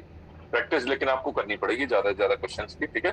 किसी में कोई समस्या फिर भी आती बुक के क्वेश्चन में तो भी मेरे पास व्हाट्सएप आते हैं, आप भी पूछ सकते हो, कोई समस्या नहीं। चलो ji, free hold property 2%, free hold property मेरे पास है और उसमें 2%। कहाँ गई free hold property? 60,000 less depreciation 2%, 1200। कितना हो गया? 58,800। ठीक है, चलो 1200 इस पे हो गया। 3 डेप्रिसिएशन हो गए, इनको भी जोड़ दो। 10, 375, 1875, 1200। सर अगर ऐसा क्वेश्चन आ गया तो वो इसके ऐसे क्वेश्चन को छोड़ना उचित रहेगा वैसे? जोड़ना मतलब 13,450। प्रोविजन भी कर सकते। डेप्रिसिएशन में थोड़ी प्रोविजन है। चलो सर मैं चीज पूछ रहा था, अगर गुडविल को एमोर्टाइजेशन का भी कुछ कॉन्सेप्ट आगे 8वां पॉइंट। क्या दोबारा बताओ। गुडविल को एमोर्टाइजेशन जो करते हैं ऐसा कुछ कॉन्सेप्ट आ सकता है? अगर वो आता है तो ट्रीटमेंट क्या होगा उसका? कुछ ये सेम होएगा जैसे डेप्रिसिएशन होता है वैसे वो होता है, वो भी एसएलटी है। आप लिखो अमोर्टाइजेशन ऑफ गुडविल या गुडविल रिटर्न ऑफ, ये कर सकते हो और एसेट में से माइनस करके बस, वो भी डेप्रिसिएशन का ही एक दूसरा पार्ट है, दूसरा रूप है। वो पीएनएल में आएगा ना, पीएनएल के डेबिट में आएगा ना अमोर्टाइजेशन? तो पीएनएल के डेबिट में जैसे डेप्रिसिएशन आता है वैसे ही आएगा, वो भी सेम ही है। अमोर्टाइजेशन ऑन गुडविल या गुडविल रिटर्न ऑफ ऐसे हो सकता है, कोई दिक्कत नहीं। चलो जी, ये हो गया आपका। अब लूज टूल्स में आ जाओ। लूज टूल्स जो थे आपके पास 7,000 के थे और अब जो बता रहा है क्लोजिंग बैलेंस 5600 बचा, मतलब लूज टूल्स की वैल्यू डाउन हो गई इतनी, तो हम लिख देंगे लूज टूल्स रिटर्न ऑफ बस। तो लूज टूल्स आपके पास 7,000 के थे और उसमें से राइट ऑफ हो गए, रिटर्न ऑफ, और बैलेंस जो बचा आपके पास 5600 बचा। कितने राइट ऑफ हो गए? 5600 बचा। ये लॉस नहीं समझ में आ रही? ये डेबिट में जाएगा ना पीएनएल? 1400 का लॉस है। हाँ, उसने कहा 7,000 का 5600 बचे, बाकी आप जो हिसाब लगा लो कितना बचा, कितना खर्च हो गया आपका, जिसमें जंग लग गई। ठीक है, हाँ तो यहाँ लिख दो to loose tools written off. 1400 रुपए का आपका लॉस है। नहीं अथॉरिटी थी, उसमें जंग लग गई, आपने उठा के फेंक दी। That's all. हाँ जी, लॉस है या खर्चा है जो भी है ना। सर जी ये खर्चा है लॉस कुछ भी मान सकते हैं ना? लॉस भी एक्सपेंसिव होता है, दो तरह के अकाउंट होते हैं। हाँ, एक्सपेंस और रेवेन्यू। तो कोई लॉस हो वो भी आपका क्या है, एक्सपेंसिव तो है। चलो, of sundry debtors 600 as bad and should be written off. ये बैड डेट्स हैं जी आपके। ये बैड डेट हमने अभी लिए थे नहीं लिए थे, देखते हैं। ये फर्दर बैड डेट है, ये प्रोविजन है और नया प्रोविजन, चारों चीजें इसमें दे रखी हैं। बैड डेट्स मैंने शायद लिए थे नहीं लिए थे, देख लेते हैं। चलो जी, बैड डेट्स लिए हुए प्लस बैड डेट्स इस पे भी और इस पे भी। जो न्यू बैड डेट्स है उसकी दो जगह एंट्री होगी। कितने हो गए जी? ये 600। इसका सेकंड पे कहाँ आएगा? डेटर में से सबसे पहले माइनस करेंगे, लेस न्यू बैड डेट्स 600। फिर प्रोविजन फॉर बैड डेट ये 5% है। हाँ, चलो और क्या दिया बैड डेट के बाद? Maintain A provision 5% of sundry debtors और 2% डिस्काउंट ऑन डेटर्स। ये भी बनाना है, लेकिन पहले प्रोविजन बनाना है, ठीक है। उसके बाद डिस्काउंट ऑन क्रेडिटर्स भी बोला है, वो भी बना देंगे अलग से। चलो जी, एक प्रोविजन बनाना है जी। अच्छा प्रोविजन देख लो कहीं प्लस माइनस में आपका ज्यादा ना हो, कितना हो रहा है 1200। हाँ ओल्ड प्रोविजन 800 है, ठीक है कोई दिक्कत नहीं, इधर ही आ जाएगा, माइनस फिगर नहीं आएगी। इन तीनों का टोटल अगर इससे कम है तो प्रोविजन हम क्या करते हैं, राइट साइड ले जाते हैं, बस ये करते हैं। ये तो छोटा है 800, इसी में से एडजस्ट होकर प्लस ही वैल्यू आएगी, कोई दिक्कत नहीं। Plus provision for doubtful debts और माइनस ओल्ड प्रोविजन दिए हुए आपको ट्रायल बैलेंस, ठीक है। प्रोविजन बना लेते हैं, कितना बनेगा जी प्रोविजन बताओ जरा। 26,600 में से 600 माइनस हुए कितना, 1300 less provision for doubtful debts 1300, 26,000 है उस पे 2% आपने बना दिया, 1300 हो गया। उसका सेकंड इफेक्ट आ जाएगा यहाँ पे 1300 लेस ओल्ड प्रोविजन है ये पहले से कितना जी 800, कितना बचा जी बोलो, ये माइनस होएगा कितना आया 1700 ठीक है। सेकंड इफेक्ट आपने ऑलरेडी दिखा दिया, न्यू बेड डेट्स माइनस कर दिए, इसमें से ये माइनस कर दी, प्रोविजन बना दिया। अब वो कह रहा है मेंटेन 2% जो है वो आपको डिस्काउंट ऑन डेटर भी देना है, ठीक है। तो डिस्काउंट ऑन डेटर भी यही बना दो लेस ये क्या है, रिजर्व लिख रहा है, प्रोविजन लिख रहा है, जो भी शब्द है। मेंटेन प्रोविजन 5%, प्रोविजन ही लिख रहा है, कोई बात नहीं। प्रोविजन फॉर जो शब्द यूज करे आपके लिए कैलकुलेशन में कोई फर्क नहीं।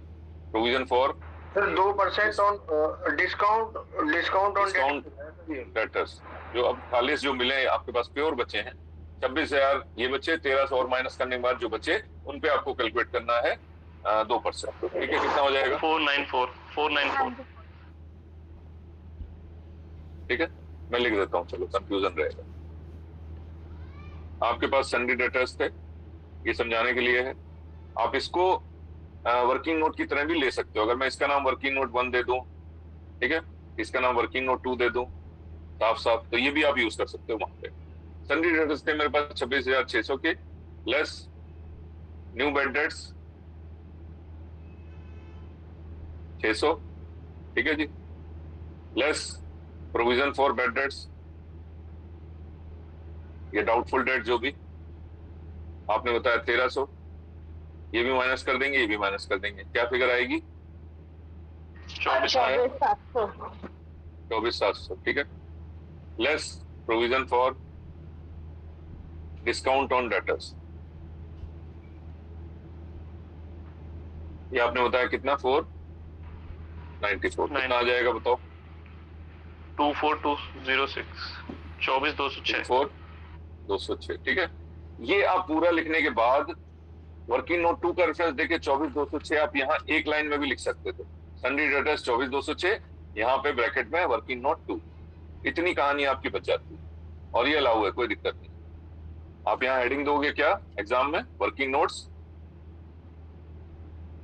हेडिंग दोगे और उसके नंबर देते जाओगे, वर्किंग नोट 1 में डेप्रिसिएशन किया, 2 में ये किया, तो अगर आप यहाँ एक लाइन में लिख दो ना सन्डी डेटर्स, यहाँ फाइनल फिगर हो, यहाँ वर्किंग नोट 2 बस, तो इतनी जगह से आप बच जाओगे, कोई कैलकुलेशन में गलती भी नहीं होगी, काटा पीटी भी नहीं होगी, आराम से हो जाएगा, ठीक है। चलो कोई बात नहीं, 24,206 आया,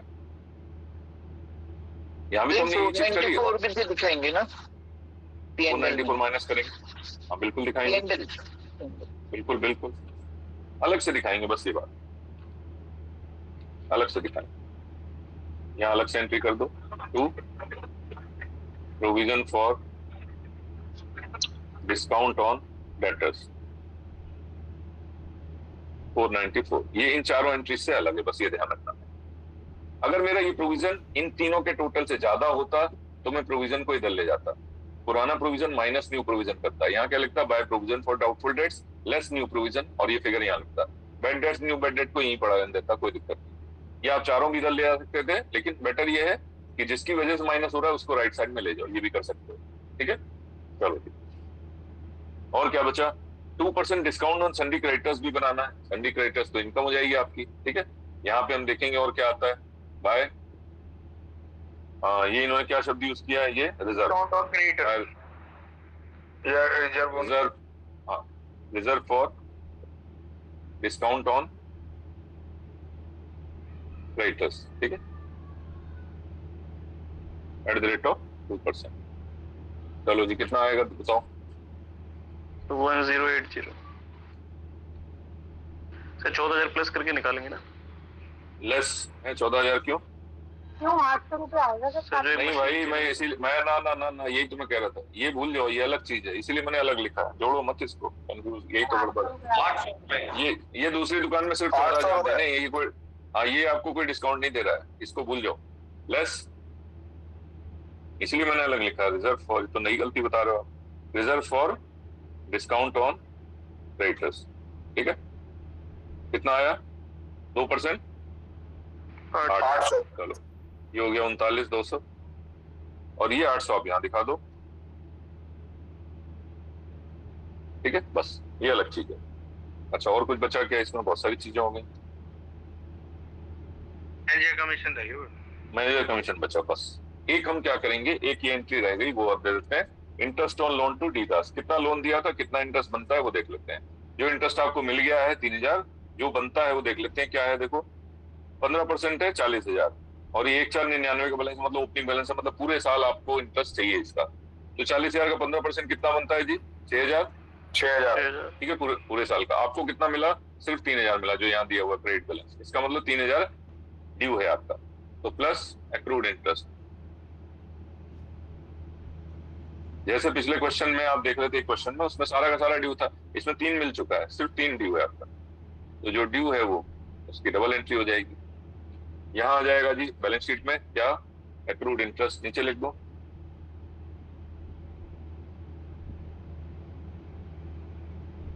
एक्रूड इंटरेस्ट ऑन लोन 3,000, 3 मिल चुका है, 3 बाकी बस, चलो जी ये भी हो गया आपका, और कुछ नहीं बचा, और यहाँ कुछ रह तो नहीं गया, कुछ हमने छोड़ा तो नहीं, चलो जी अब क्या करेंगे आप?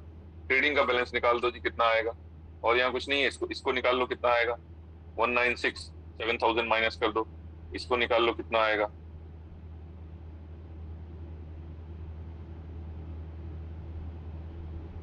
बोलो जी, 196,000, इंटरेस्ट वाले को फिर से 189 आ बताना। जाएगा। हाँ दोबारा पूछो, क्या पूछ रहे? एक्रूड इंटरेस्ट वाले एक बार फिर से बता दो।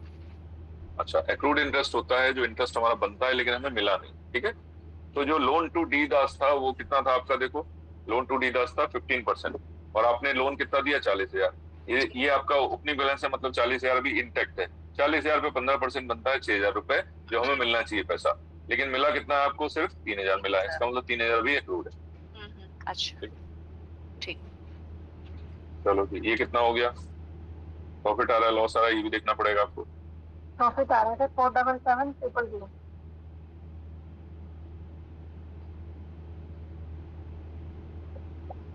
तो ग्रॉस प्रॉफिट कितना आ रहा है? अच्छा सॉरी, ये कितना? 477 000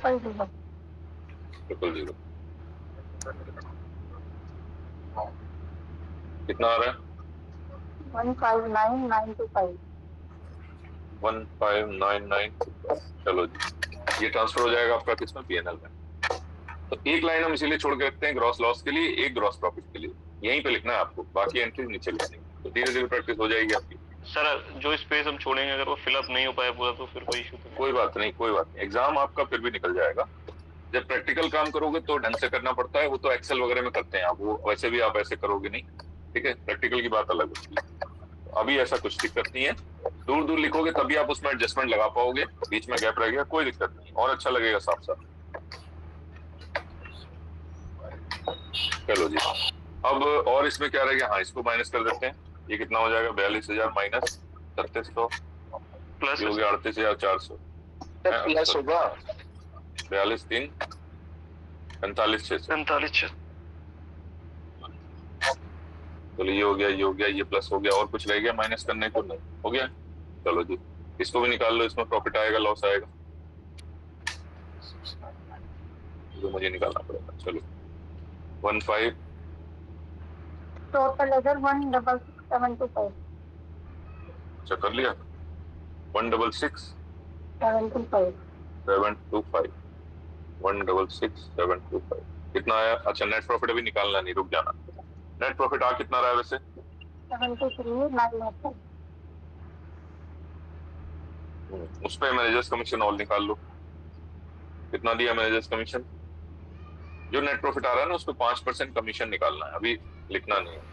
अगर 5% नेट लॉस कमीशन हो निकाल। तो सर यहाँ पे नेट लॉस हो तो नहीं देते। हाँ वेरी गुड, नेट लॉस होगा तो कितना कमीशन दोगे जी? क्या बात है, मजा आ गया। तो बात बिल्कुल नहीं देंगे। लॉस करा दिया मैनेजर ने। बहुत बढ़िया, लॉस होगा तो नहीं देंगे। बहुत आप ही ने आंसर दे दिया। ठीक है, कितना आया? अभी जो मेरा आ रहा है ना वो मैं लिख लेता हूँ। चलो कहाँ लिखूं, इसके पीछे नहीं लिखूंगा। रफ नेट प्रॉफिट, अभी मैंने मैनेजर्स कमीशन कितना बताया आपने? 981। इसमें से मुझे क्या करना है? मैनेजर्स कमीशन लेस करना, बस और कुछ नहीं। मैनेजर्स कमीशन कितना आया? 73981 इंटू 5%, कितना आ गया जी? 3700। कितना? 3699 सर, 3699। 3699। आपका 3700 क्यों निकला देख लो। सर मैंने उसको अभी राउंड ऑफ कर दिया था। पॉइंट का अंतर है खाली, वो बराबर ही है वैसे तो।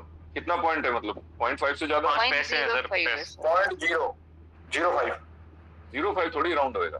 ठीक। चलो हाँ, ये हम क्या करेंगे, इसमें से माइनस कर देंगे, तब आपका नेट प्रॉफिट जो एक्चुअल है वो आएगा। जब भी मैनेजर्स कमीशन नेट प्रॉफिट पे होएगा, मैनेजर कमीशन नेट प्रॉफिट पे ही होता है। और कोई हो तो बात अलग है, जैसे सेल्स रिप्रेजेंटेटिव का आपका प्रॉफिट है वो नेट सेल्स पे होता है, उसमें कोई दिक्कत नहीं। ये नेट प्रॉफिट को ही छेड़ रहा है और उसी में से माइनस करना है हमें। तो जो नेट प्रॉफिट अभी आपने निकाला उसको हम जल्दबाजी नहीं करेंगे, उसको रफ में लिखेंगे, उसी में से मैनेजर कमीशन माइनस करेंगे और अमाउंट लिखेंगे। कितना आ जाएगा जी? 7028। बस इतना सही है, मैनेजर कमीशन बस इतना सही है। तो यहाँ क्या आ जाएगा? 2 मैनेजर्स कमीशन, फाइनली है ना, 2 मैनेजर्स कमीशन। समझ में आ गई बात? मैनेजर्स कमीशन पेबल अभी पे नहीं किया, ठीक है। मैनेजर्स कमीशन पेबल ये हो गया आपका 3699। नहीं पे किया तो बैलेंस शीट में भी आ जाएगा।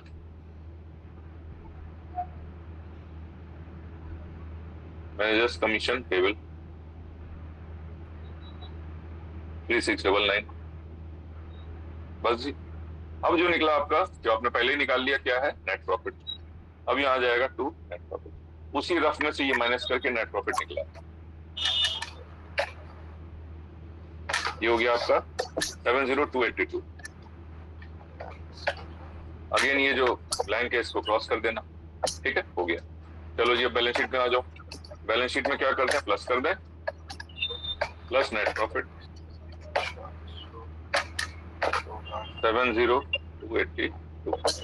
चलो जी कितना हो गया? 258000 प्लस 70282 माइनस ड्राइंग्स 42000, कितना आ गया जी? 286 ठीक है। और प्लस हो गया आपका 5000 ये हो गया, प्लस 39200 ये हो गया, और प्लस 4600 प्लस 3600 और प्लस आपका हो गया 14000 प्लस हो गया 3699। कितना हो गया जी? 356381।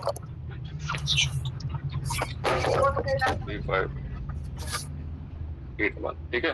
उसमें से वैल्यूज माइनस कर देता हूँ, 0 आ जाएगा, पता चल जाएगा। Minus 66000 minus 3625 minus 5600 minus 3660 minus 40000 minus 24206 और माइनस 23125 माइनस 58800 माइनस 4625। ठीक है जी, ये भी टोटल सेम आ गया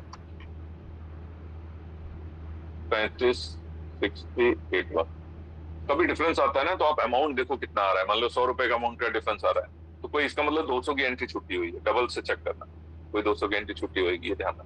कहीं इधर उधर अमाउंट का फर्क आ रहा है, टैली नहीं हो रही है, सर आंसर 200 की आंसर मुश्किल सही निकल रहे हैं सर, कुछ ना कुछ एंट्री रह जाती है। कुछ रह जाती है, कोई बात नहीं, ये सब कॉमन चीज है, कोई प्रॉब्लम नहीं।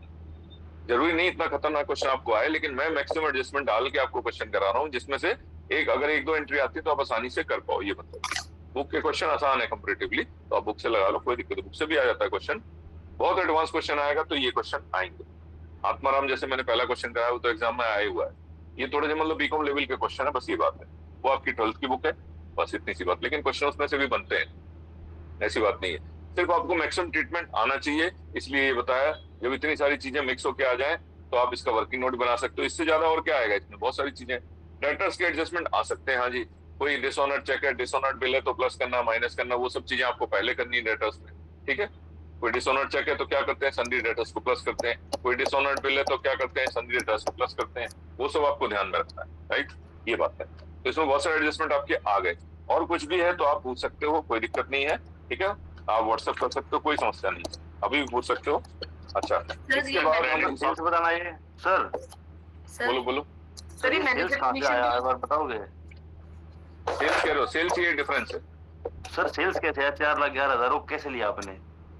ट्रायल बैलेंस आप निकालो, ट्रायल बैलेंस में डिफरेंस आएगा। क्रेडिट साइड में 4,11,000 आपको दिखाई देगा, ठीक है। ये आप सारे उठा के जब डेबिट क्रेडिट करोगे, सारे ये डेबिट क्रेडिट लिखोगे ना, तो एक तरफ डिफरेंस आएगा, वो साइड होगी क्रेडिट साइड, तो वो 4,11,000 वहां का डिफरेंस है, राइट। बोलो। अगर डेबिट साइड में बैलेंस आया ग्रोस प्रॉफिट कैसे आएगा सर इसमें? मतलब ग्रोस प्रॉफिट का कैसे पता लगेगा सर? प्रॉफिट एंड उसमें, सॉरी, ट्रेडिंग में। ट्रेडिंग में, अरे हाँ जी, इसको आप देखो ना, ये दोनों में से जो साइड ज्यादा है उसको आपने किया, डिफरेंस जिस साइड आ रहा है वो प्रॉफिट है, इधर डिफरेंस आएगा तो लॉस होगा, बस। नहीं तो फिर 4,11 कैसे बैलेंसिंग कैसे हो पाएगा? 4,11 तो अच्छा नहीं, उसका प्रॉफिट से मतलब वो तो सेल्स ही है एक्चुअली, हिडन आइटम इसमें एक तरह से दे रखा है। वैसे आपको पूरा पूरा मिलेगा, हाँ, लेकिन इस क्वेश्चन में सेल्स नहीं दे रखी थी, तो एक हिंट था नीचे क्वेश्चन का कि ये, हाँ। तो आपने हिंट में से देखा है कैसे और तरीके से निकाला सर ये? नहीं, और कोई तरीका नहीं है। मैं पहले से मुझे पता है कि हाँ भाई ये आइटम इसमें मिसिंग है और ये सेल्स है, ठीक है। अदरवाइज हम निकालना चाहो तो, हाँ, अदरवाइज निकालना चाहो तो पूरा ट्रायल बैलेंस बनाओ, उसमें डिफरेंस आपको क्रेडिट साइड में दिखाई देगा, ठीक है, ये मतलब। ठीक है सर। अच्छा, और बताओ फिर डाउट। हाँ जी सर, ये जो मैनेजर कमीशन आपने नॉर्मल बता दिया, अगर ये बिफोर चार्जिंग वाला आता तो कैसे करते, मतलब क्या लिखा ये होगा? बिफोर ही है, नहीं ये बिफोर ही है। आफ्टर में तो क्या होता है, इंटू 5/105 हो जाता है, 100 + 5 +। तो वो ये कैसे बिफोर वाला है, वो मतलब कैसे पता चलेगा मैं आफ्टर है, इसलिए क्वेश्चन में आएगा आफ्टर, हाँ आएगा, आफ्टर चार्जिंग सच कमीशन जरूर आएगा। तो उसमें क्या करना, इंटू 5 / 105 कर देना, बस, और कुछ नहीं। ठीक है, आफ्टर वाला बताएगा आपको। चलो जी, अच्छा, इसके बाद जो हमारा चैप्टर है आफ्टर वाला सर जी हमारे को नेट प्रॉफिट बताएगा, क्या बताएगा, मतलब क्या? नेट प्रॉफिट तो आप निकालोगे ही, नेट प्रॉफिट तो निकाल ही रहे हो, नेट प्रॉफिट निकालने के बाद ही तो निकालना है वो कमीशन। तो आफ्टर रहेगा तो क्या 5/105 हो जाएगा, जो कैलकुलेशन आपको। फॉर एग्जांपल 80,000 आया तो उसका हम 5% निकाल लेंगे, सीधा सीधा बढ़ा हुआ।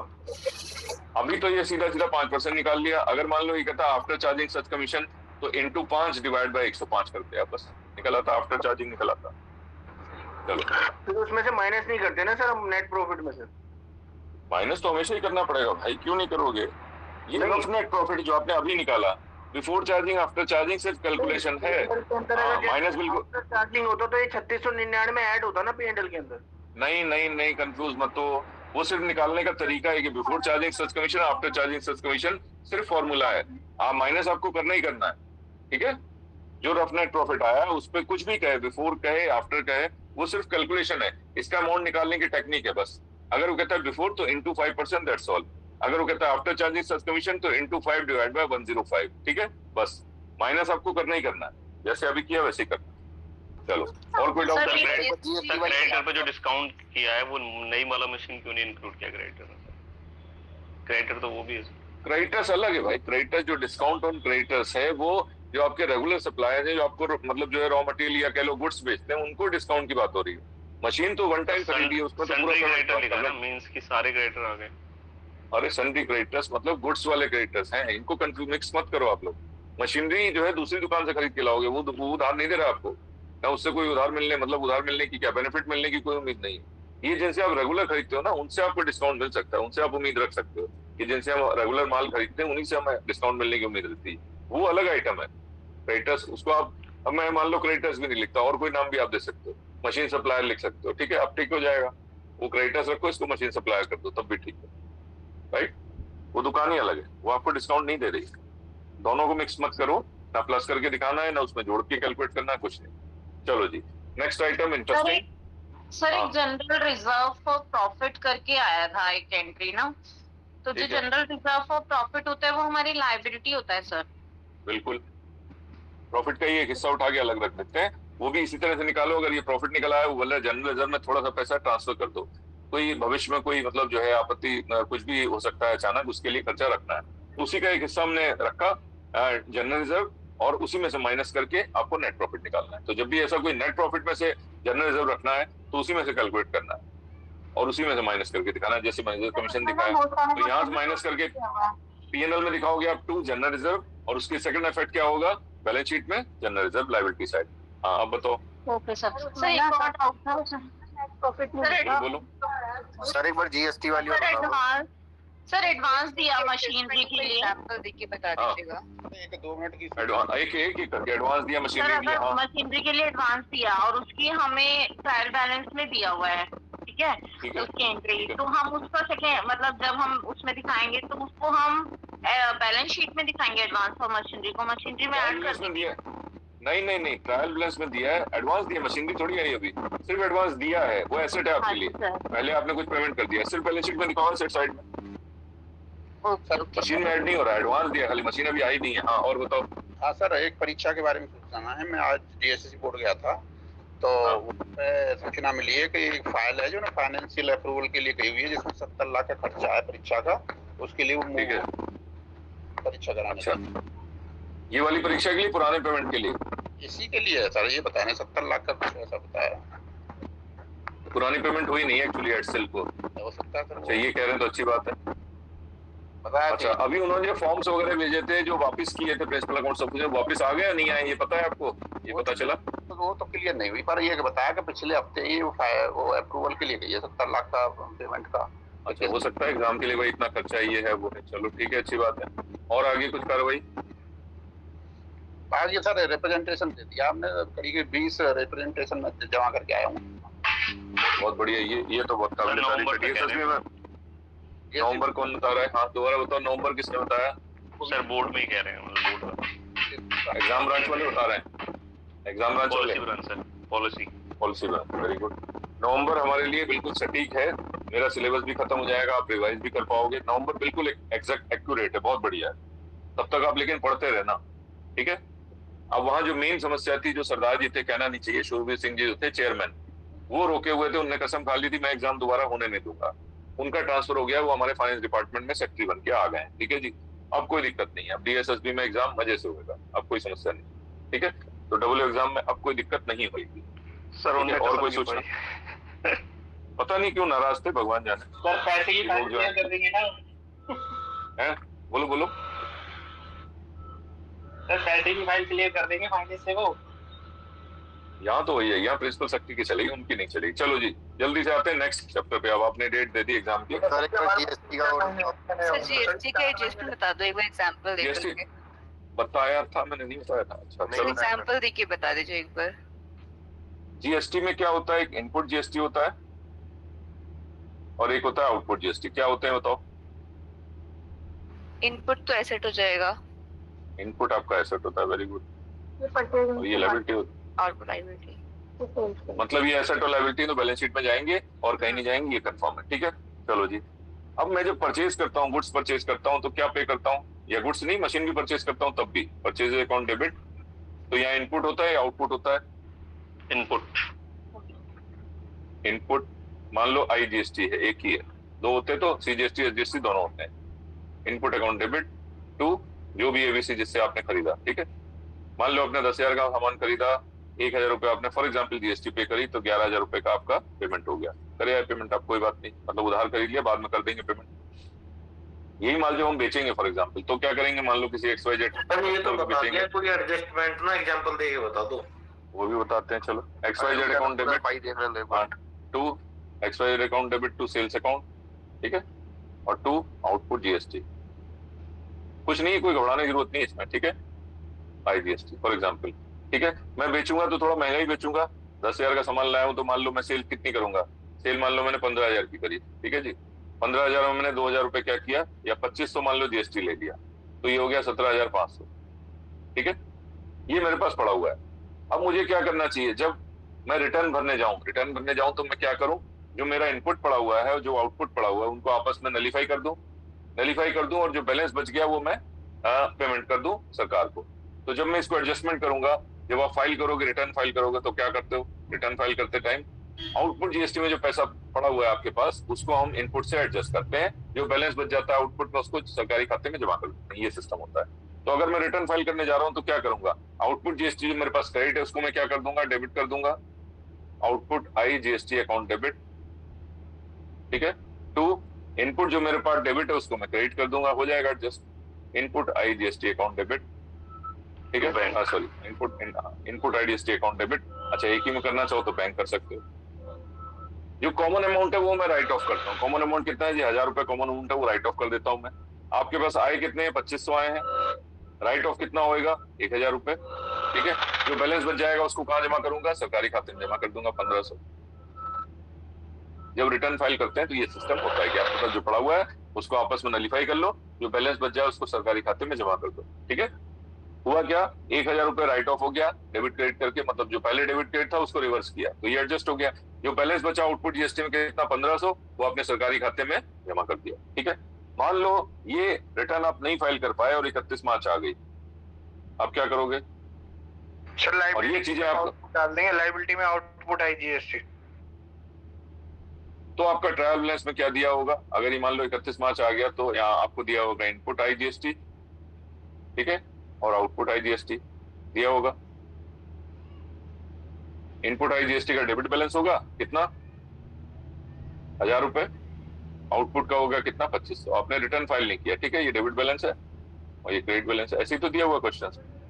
बस आपको अब क्या करना है, इनको प्लस माइनस करके दिखा दो, वर्किंग नोट दिखा दो, नहीं भी दिखाओगे तो भी कोई दिक्कत नहीं है। आपको समझना है हुआ क्या इसका, या जनरल एंट्री बना दो, जैसे उचित लगे आपको वैसे कर सकते हो, प्लस माइनस भी कर सकते हो।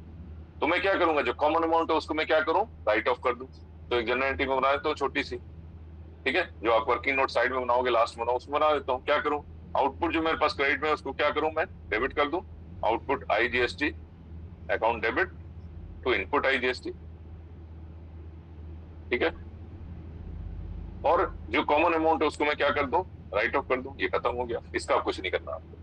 जो बैलेंस बच गया, किसमें बैलेंस बच गया, आउटपुट में, आउटपुट कितना बैलेंस बच गया, 1500 रुपए, वो मैं कहां दिखा दूं, बैलेंस शीट में दिखा दूं, लाइबिलिटी साइड में, क्या जी, आउटपुट आई जीएसटी पे कर देंगे, कोई दिक्कत नहीं, 1500 रुपए अगले साल पे कर। ये इसका ट्रीटमेंट है। ट्रायल बैलेंस में दिए हुए हैं ज्यादातर क्वेश्चंस में, आप देखोगे उसको आपस में नलीफाई करो और जो बैलेंस बच जाए, जिसमें बैलेंस बच जाए वो दिखा दो। चलो और देखते हैं। सर इस केस में कंपलसरी है क्या? हाँ, नहीं कोई कंपलसरी नहीं, प्लस माइनस करके दे, समझ लो बात। मतलब मैं इसलिए समझा रहा हूँ कि हुआ क्या, क्यों एडजस्ट किया, क्योंकि ये लायबिलिटी को आपने डेबिट किया तो लायबिलिटी कम हो गई, और एसेट को आपने क्रेडिट किया तो एसेट भी कम हो गया। कॉमन अमाउंट को हम राइट ऑफ करते हैं, बैलेंस जो बच जाता है बैलेंस शीट में आता है, ये फंडा है इसका। आप प्लस माइनस करके दिखा दो तो भी ठीक है, या आप सिर्फ कैलकुलेटर पे कैलकुलेट कर लो और बैलेंस दिखा दो, वो भी ठीक है, कोई दिक्कत नहीं। हाँ बोलो बोलो बोलो जी। क्या हुआ हो दोनों में, इनपुट में और आउटपुट में, और अगर तो वो दोनों हाँ, वो देख लो आपस में। एडजस्टमेंट में दोबारा बता देता हूँ, चलो मैंने शायद एक बार चर्चा करी थी, मैं दोबारा बता देता हूँ। अगर आपके पास आउटपुट आई जीएसटी का पैसा पड़ा है, आई जीएसटी का, तो उसको आप किससे एडजस्ट कर सकते हो, अपने इनपुट आई जीएसटी से राइट ऑफ कर सकते हो। उसके बाद अगर पैसा और बच जाए, उसके बाद अगर और पैसा बच जाए तो इनपुट जीएसटी से एडजस्ट कर सकते हो। उसके बाद और बच जाए तो इनपुट एसजीएसटी से भी एडजस्ट कर सकते हो, ठीक है। दूसरा क्या था, अगर आपके पास आउटपुट सीजीएसटी में पैसा बचा है तो क्या करोगे, इसको अपने इनपुट सीजीएसटी से एडजस्ट कर लो पहले, उसके बाद अगर पैसा बचे तो इनपुट आईजीएसटी से एडजस्ट कर लो। वही प्लस माइनस करना है आपको। ऐसे ही एसजीएसटी की कहानी है। आपके पास अगर आउटपुट एसजीएसटी में पैसा पड़ा हो, ठीक है, तो उसको अपने इनपुट से एडजस्ट कर लो। ये हायरार्की मतलब ये है बस। आपके पास है ही नहीं तो बात खत्म है, नहीं है तो कोई आप आईजीएसटी में डील ही नहीं करते तो कोई दिक्कत नहीं।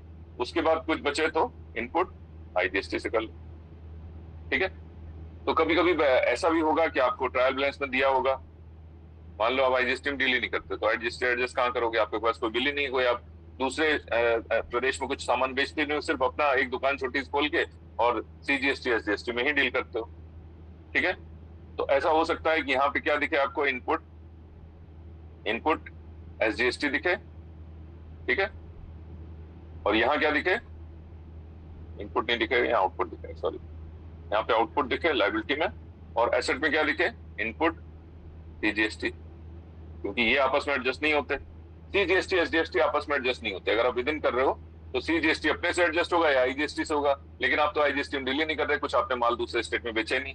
SGST अपने आप से एडजस्ट होगा या IGST से होगा, लेकिन क्योंकि आप विदिन स्टेट काम कर रहे हो तो आप सिर्फ SGST से उसको एडजस्ट कर सकते हो, दैट्स ऑल। तो आपका ऐसा कभी भी हो सकता है कि सॉरी तो ये आपका क्या होगा, बैलेंस शीट में आप शो कर दोगे, अगर इनपुट CGST और आउटपुट SGST ऐसा कुछ पड़ा आपको मिलेगा, ठीक है। ऐसा कभी नहीं होगा बैलेंस शीट में कि आपके पास यहाँ पे इनपुट CGST है, ठीक है जी, और यहाँ पे आउटपुट CGST है। ट्रायल बैलेंस में हो सकता है दिया हो, लेकिन आपको क्या करना है, इसको कैंसिल करना, नलीफाई करना, इनका कॉमन अमाउंट जो उसको नलीफाई करना और एक बैलेंस रखना।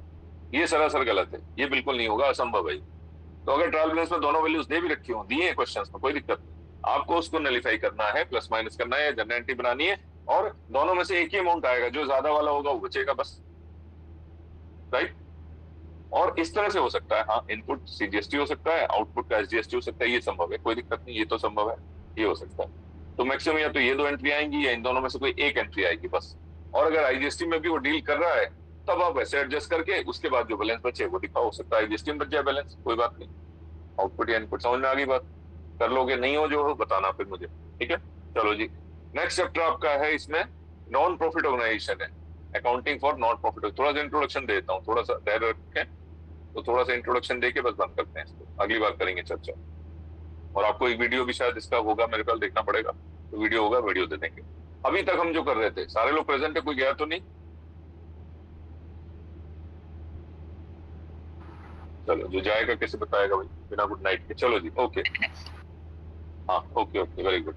नॉन प्रॉफिट ऑर्गेनाइजेशन क्या है कि आप प्रॉफिट के लिए काम नहीं कर रहे, पहली बार, ठीक है। जैसे स्कूल्स होते हैं, हॉस्पिटल्स होते हैं, क्लब्स होते हैं, literary society, residential welfare association, RWAs होती हैं, ठीक है। ये सब जो है, लाइब्रेरी वगैरह, ये सब आपके क्या है, नॉन प्रॉफिट ऑर्गेनाइजेशन कहलाते हैं। धर्मार्थ चिकित्सालय वगैरह आपने देखे होंगे, गुरुद्वारे में आपका लंगर चलता है, वो NGOs वगैरह होती है, हाँ, ये सब। इनका अकाउंटिंग कैसे करते हैं वो भी आपको सीखना है, ठीक है। तो जैसे आपने फाइनल अकाउंट अभी अकाउंट मतलब जो है कमर्शियल उसके लिए किया कि कोई शॉप चला रहा है, अपनी कोई बिजनेस चला रहा है, वैसे ही ट्रीटमेंट इसका भी है।